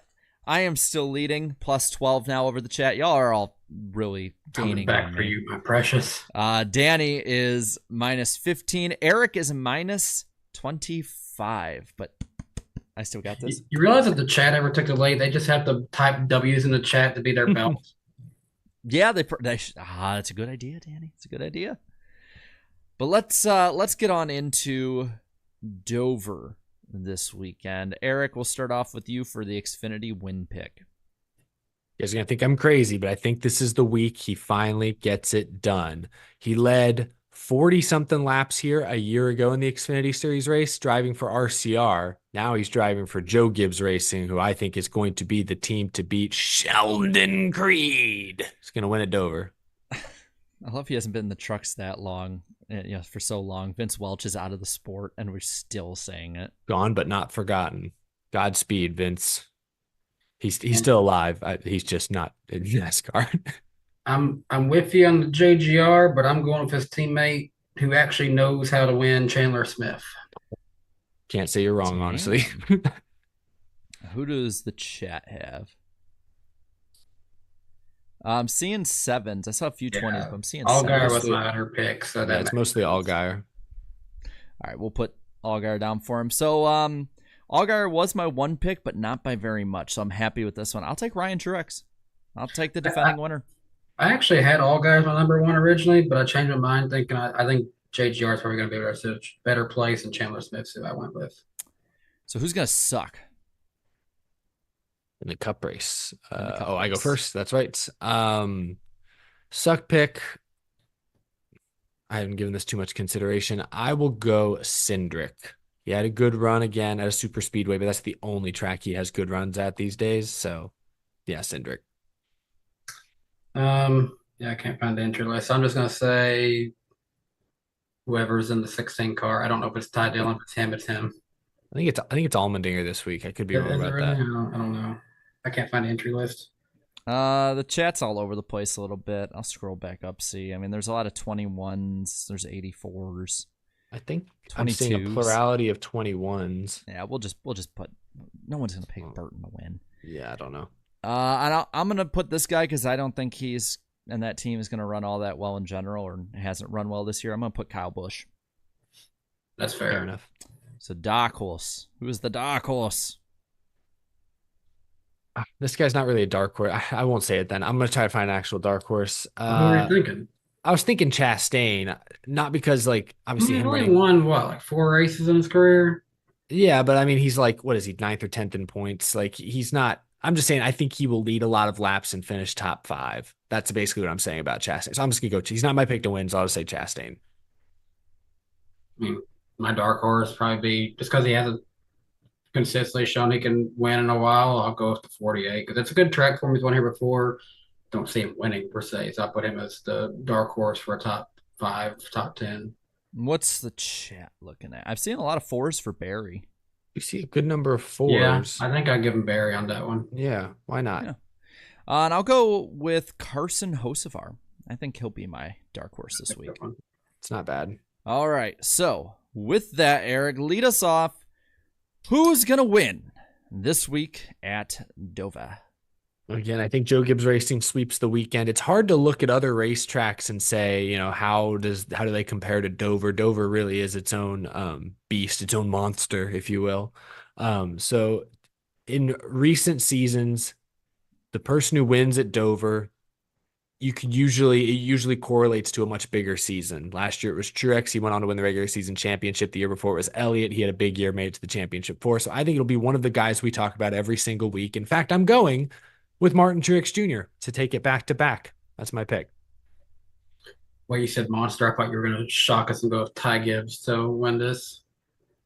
But I'm going with the number 1 driver in NASCAR, Denny Hamlin, as my number 1 pick. Remember, he used to suck at Dover for the longest time. Let's see. I'm looking in the chat right now, and there's the same person putting 1. So I don't think there's there's another one. But you know what, a 5 and 9. Yeah, that's what I'm seeing too. I think I'm seeing mostly 5s. No, I'm seeing a lot of 9s too, just as much as the 5s, honestly. I'm seeing a lot of 24s. You want me to put 24, 5, and 9? Yeah, why not? Well, let's poll them. I got to take this off to poll. I'm sorry. It's hard to do that when it's slipping off my shoulder. All right. Poll. And then was it 5, 9, 25? It's because it's meant for this shoulder. 24. Fits on my shoulder. 24, yeah. All right, start poll. All right. Well, none of them have my number one pick this week. I think this guy is, he's sliding under the radar. He's competed for wins this year. Hasn't worked out too well. He's always good for 1 or 2. And last year he was damn strong. Year before he was damn strong, both at Dover. I'm going to go with the one. I'm going to go Ross Chastain this weekend. Yeah. To grab the victory. Yeah, see, I think he finishes second. I mean, but still, that's good points for me. That'd be good for you. Yeah, that's why he was my underdog, even though he's not really a dark horse. Now, hold up, chat. How y'all gonna earlier say 24 is the best driver in NASCAR, and he's losing this poll right now? Checkmate, chat. You want me to end it at 150 votes? I mean, we pretty much have it decided, I think. I think you can kind of just end it whenever. It looks like they've made their pick. They're going with Larson. That might be a really good pick for them, though. So that was my number 2 pick, to be fair. I went with Hamlin, but Larson was my backup. Yeah, it's a good pick. I have a feeling this is going to be a solid weekend. Eric and I talked about it before you jumped in the Zoom call, Danny, that like this is a weekend where both series, it's difficult to pinpoint the number one guy. Yeah. Mm-hmm. But yeah, so that'll do it for the picks this week. And that leaves us with, well, final Super Chat stage break, which I should update. Let's that. do That's it. Me. Let's get into it. Groovy Goose for the 5. Ultimate plot twist. Byron beats Hamlin for the championship, and it turns out LeBron James is part owner of the 24. Eat your heart out, MJ. Oh my gosh. Isn't he technically part owner of the 6 and the 17? Yeah. So, yeah. Matthew Brown, retracted message, but $10 super chat. I appreciate the donation. Austin, thank you for the 5. Draft is tomorrow. If you owned a cup team and had 4 open cars, let's say the whole field is eligible to be drafted, who do you pick for your race team? Oh, good question. Well, we need the money coming in, and merchandise is big, so Chase Elliott, plus he's pretty damn good. I think Chase Elliott's that's a good pick. William Byron. I think you go Byron. Chase Elliott, Kyle Busch. I would go Reddick in one of my top 4. Wow. Kyle Larson, and as a really good rookie to take a chance on, I'm going to go Carson Hocevar. Everyone loves this Connor Zilic character coming up the ranks. He's only 17. It's too early. I guess. Too early. No, I would go far with them. I would take established winners. I'd go Elliott, Byron, Reddick, and then as like my veteran presence, I might go Joey Logano. But I mean, Hendrick's proven. Do you really need a 30-something-year-old veteran presence when everybody is winning? No, but is he going to hurt? He can't hurt.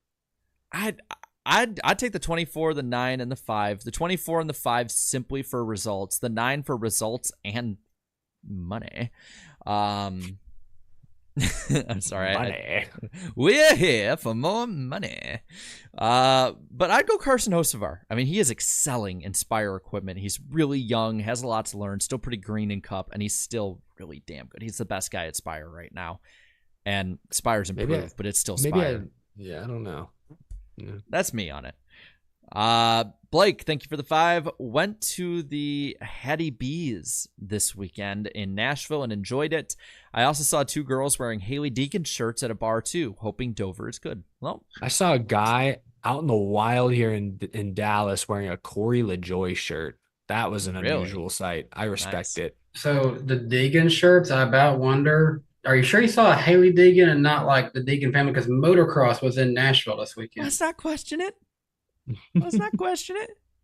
It was Hattie B's Deegan. Hattie Deegan. Yeah. Oh, never mind. I'm not going to say anything until I know for sure. FredDog81, thank you for the 2. If the 54 doesn't junk it, does the third line have a shot? Any shot? They might have, but it's still, they were at a disadvantage at the end there. Alex for the 5, somewhere, salty Michael McDowell fans are having a Krusty the Clown moment yelling, "What the hell was that?" I can't do the Krusty the Clown voice. Hey, my mom's in the chat. Hi, Mom. Hi, Iceberg Mom. Oh my gosh. I love it. Do you see where I get it from? Packers. That's us saying, fuck the Packers. Soupy, listen, I'm fine with everyone in the chat. We're all having fun with it, y'all. But I do agree with that statement. That's where Vikings fans and Bears fans unite. Don't say anything about my mom, or I'll come after y'all. Just saying. Say nothing but positive stuff. Nothing but positive stuff. Soupy Spirit, thank you for the 20. So are David Pearson and Alan Kulwicki coasting through most of the races and being patient considered bad now? You can't run full throttle for 100% of the race. It's a marathon, not a sprint. I mean, yeah, I think it's that difference between newer fans and older fans, and there's just going to be some differences that it's going to be hard to connect. Matthew, thank you for the 10. Kyle Petty was right. Like him, I hate parity. This sport needs someone for these drivers to chase. These spec cars are laughably uber strict, and the regulating just kills the hype for me. Let greatness thrive. I don't think NASCAR is ever going to let that happen, even though I think letting a little bit of leeway probably is the best option. Even I don't think going as far as like Gen 6 back or like COT, but I think there might need a little more leeway, but they're not going to do that. Groovy Goose for the 5. Would you all say Brad K is in the twilight of his career? How many more years do you guys see him racing on a regular basis? Thanks for the streams. Well, thank you for tuning in every week. How old is he? 40, I think. Ooh, really? I think he'll go at least 3 more years, maybe more. Because he was definitely a later getting his first Cup ride. Because I was thinking, I just think he's gonna win at some point, and I think once he wins a race, he's gonna feel like I can win more, and that's gonna keep him around. I don't know. Maybe I'm wrong. I feel like he's not gonna win a championship again, but he'll win some races. I was just thinking that, Dale Jr. had that resurgence late in his career. He did, yes. But at the same time, that resurgence started when he was closer to like 37, 38, and it kind of fizzled out by the time he was 41. And that when he had that last concussion, I think it was 41. And also age of becoming an owner driver. How old was Tony Stewart when he started doing it? I don't know. We can find out after we read some of these super chats, guys. We got a lot to go. Oh, cool. Eric, you said how like your pitcher was like should be in AA or whatever. Yeah, we barely won tonight, so I'm telling you, man. He gave up all four of those runs the Cubs got were off of our AA pitcher in the first inning. It's cardiac Cubs, man. Cardiac Rough. Cubs. Y'all can have your baseball. I'm gonna follow the Preds for a little bit because they did win last night. Fred Dog, that is right. Fred Dog, thank you for the 5. If Carl Edwards doesn't get in with this field, does he need to make amends for his abrupt exit? I think him quitting left a bad taste with voters. I mean, we've heard similar things on a lower level about how people, especially older people in the sport, weren't really happy with his exit. But I think that's part of the reason I didn't put him in either, is like, I don't think that the politics wise will be in his favor. Like we gave points to like Jeff Burton for still being involved. Let's be honest, Dale Jr. was a first ballot Hall of Famer because all the things he's done outside of the race car. Carl Edwards didn't do anything outside the race car. Has still done nothing outside the race car. And what he did in the race car was good, but not all time great. That's why he's not in the Hall of Fame yet. Soupy Spirit for the 5, almost said 3 for the 5, 30% commercials, just like any other TV shows, nothing different. That's a problem. TV is old. It's dead. Yeah, exactly. Cable is dying. That's the problem. Mm-hmm. Like, we agree with you. It's just, that's the problem. Like, I hate traditional TV now. I never thought I'd say it. 5 years ago, I would think, like, but pre-COVID, I was like, no, I'm sticking with TV. I like it the way it is. And now I'm like, I cannot wait for cable to die. Yeah. Irvin for the 5. Whether Fox, Amazon, TNT, or NASCAR does... Wait, hold on. It's written a little weird here. Whether Fox, Amazon, TNT, or NASCAR do these, but go... does these. I think it's typed weird. Apologies for that, guys. Go poach some F1 producers or staff. Why not pay for the best and get the best presentation? I have a feeling F1 can pay more. That's a problem. That's probably true. Yeah. SD Eon for the 5. I enjoyed the race, but my God, Fox screwed the pooch with this broadcast. I cannot wait until NBC takes off in June. I'm kind of in the same boat. Ryan Idius? It's almost like Ryan and Sidious mixed together. The Fox production team needs to be forced to watch late 90s and early 2000s broadcasts to see what good racing looks like. So mostly their own broadcast. Because a lot of these people, from what it sounds like, I rewatch all these years, and rewatching an 06 race and a 2012 race recently. It's the same damn people. It's just they never evolved. Mm-hmm. Hunter Nixon fishing for the 5. Speaking of commercials, not near as annoying as I need to try it first. Oh my God, that was horrible. Try it first. Yeah. That commercial was always mixed really loud too. Like it always blew out my speakers. I'd always turn it up just because it annoyed Riss so much. I just feel like I'd turn it up. She's like, turn that damn thing down. I'm like, but you need to try it first. Fred Dog for the 2, May 4th. Wheeze. Give in to the hate, Eric. Wheeze. Oh, the breathing. Breathing for ambient effect is good, but when it's not supposed to be there or it's drowning out epic race car sounds, that's bad. We need to just go, okay. No. We need to have that clip of the SpongeBob episode where they're mocking Sandy for breathing. Water. It's not the same episode, but yeah. Alex for the 10. Honestly, I'd fire the producer at this point. I don't care if he's been there since 2001. The way the broadcast has been going with whoever's at the helm is costing NASCAR its future, literally. It's dramatic, but I don't think they're exactly wrong. No. Andrew Winslow for the 2. My OG NASCAR GC was Clint's drinking prop. Okay. Jackson for the 5. If you guys were drivers, how would you guys race at a super speedway? Try to lead the laps or hang in the back? Okay, let's just take all pretenses of, we're normal people. Let's say we are NASCAR drivers. What's your strategy? Okay, do it more of we're not drivers, but if we're playing a NASCAR video game, what's our strategy? No, I'm just saying. If you were a NASCAR driver, just to say it. I mean, let's take all the believability out the window. With the current Cup car and package, I would race up front because I don't think there's going to be a big crash until the end of the race. What I would do in real life is also what I do in the games. I like to hang around second to third, be there, but not be the leader, because when you're the leader, there's a lot more pressure on you to stay the leader. I watched Dale Jr. be, in my opinion, the best super speedway racer I've ever seen. I watched Jeff Gordon be just as good, and they had vastly different strategies. So my bias is going to go in here. I stay at the front. Jeff Gordon would always stay in the back during races a lot, especially in the 2000s, and then Jeff Gordon just pops up, whereas Dale Jr. wants to lead every lap. I want to lead every lap because it's less of a chance of getting caught up in any wreck during the day. That's just me, though. NASCARson 2414 for the 10. NWP, are any of you guys going to the Dover race, or anyone in the chat going to the Dover race? What Dover races you've been to? I went in 22 to the Monday race. Third time's the charm. Weather looks great this week. I was going to say which Monday race, but yeah. I haven't been to Dover before. I'd like to someday. After Ryan Vargas telling us about how it is to drive at Dover, I want to see a Dover race in person. Yeah, I would like to go see Dover. It'd be cool. Not many races on the East Coast that I haven't been to this point, but Dover is definitely one of them. I just saw the most recent super chat and I can't wait to get to it. Fred Dog, thank you for the 5. NASCAR asked Goodyear to make their tires fail, but won't adjust horsepower to possibly have engine failures while improving performance. Hypocrisy, in my opinion.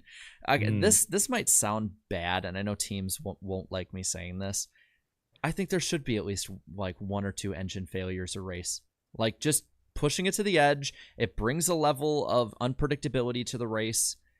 And it's something that's completely competition related. It's not something stupid. And considering the engines are one of the few things now that the manufacturers and teams fully control pretty much, as far as I understand it, like they build them themselves, it's like that's an element of competition, perhaps. Chris, for the Canadian 5, are you guys taking Hendrick or the field at Dover, knowing Hendrick's success at Dover and loving the show each week and the individual content you guys do? Well, thank you. And I think I can speak for all of us to say thank you on that.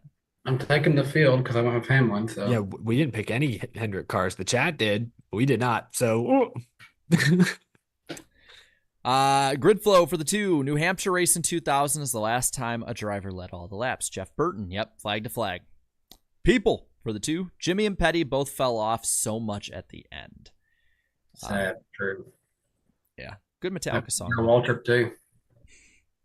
West Virginia for the 10 here. With the news of JTG possibly shutting down, I truly believe that colleague Rick Ware Racing and JTG will not exist in the next few years. Expect TRK, a Trackhouse, okay, and RFK to buy out the colleague and RWR, and 2311 possibly gets JTG.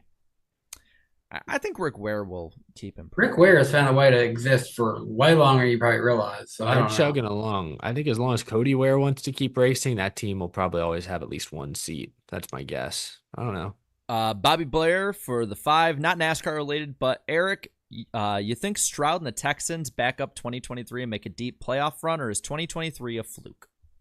I think the Texans on paper are a significantly better team than last year. I think their schedule obviously is a first place schedule, so it's going to be tougher to go 10-7, 11-6.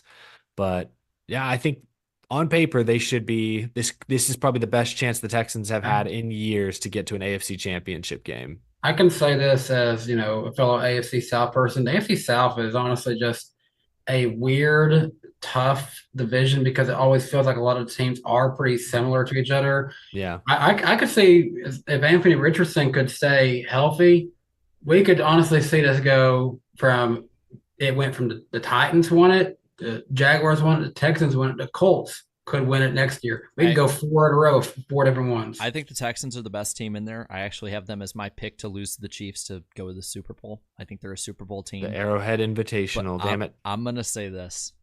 Do not sleep on Jacksonville. They were 8-3 before Trevor Lawrence's injury. After he got injured, that's why they fell off. That is a stacked division that is being slept on.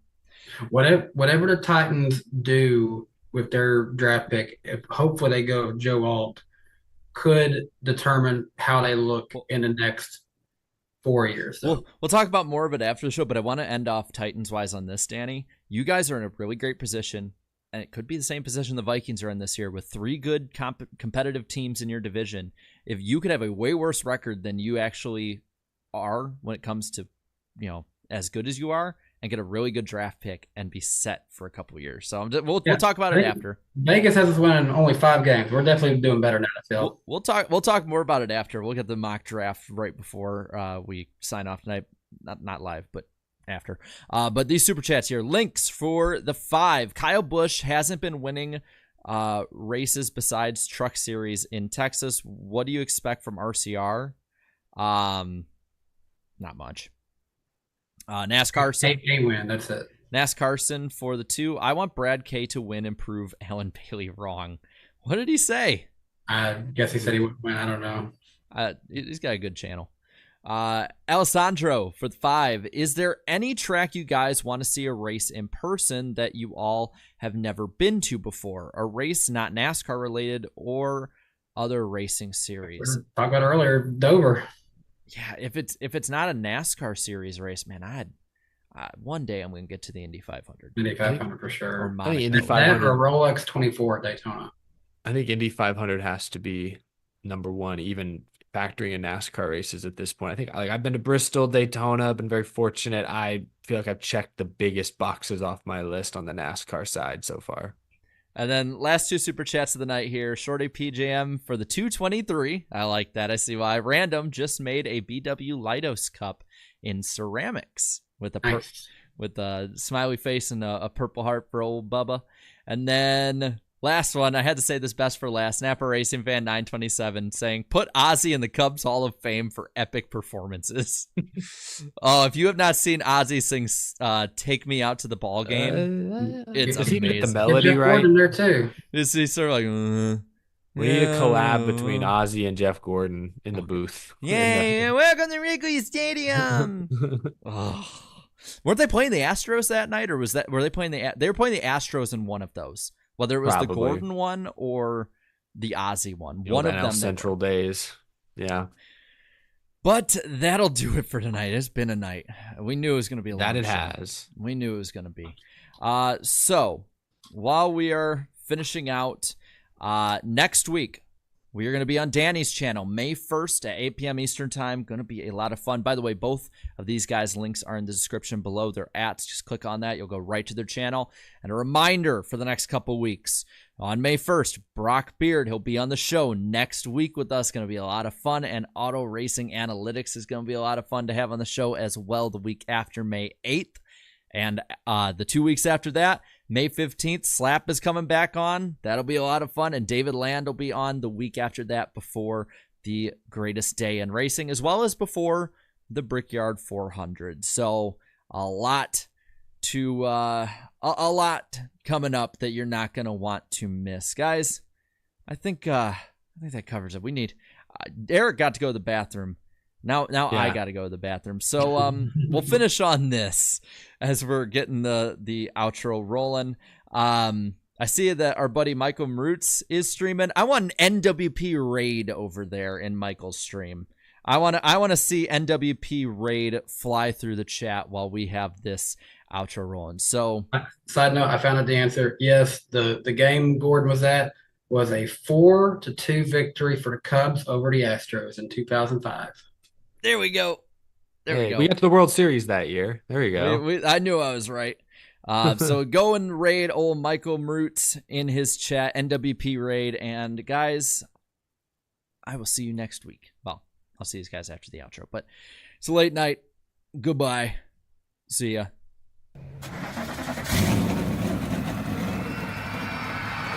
Toodaloo. Drivers! Start your engine!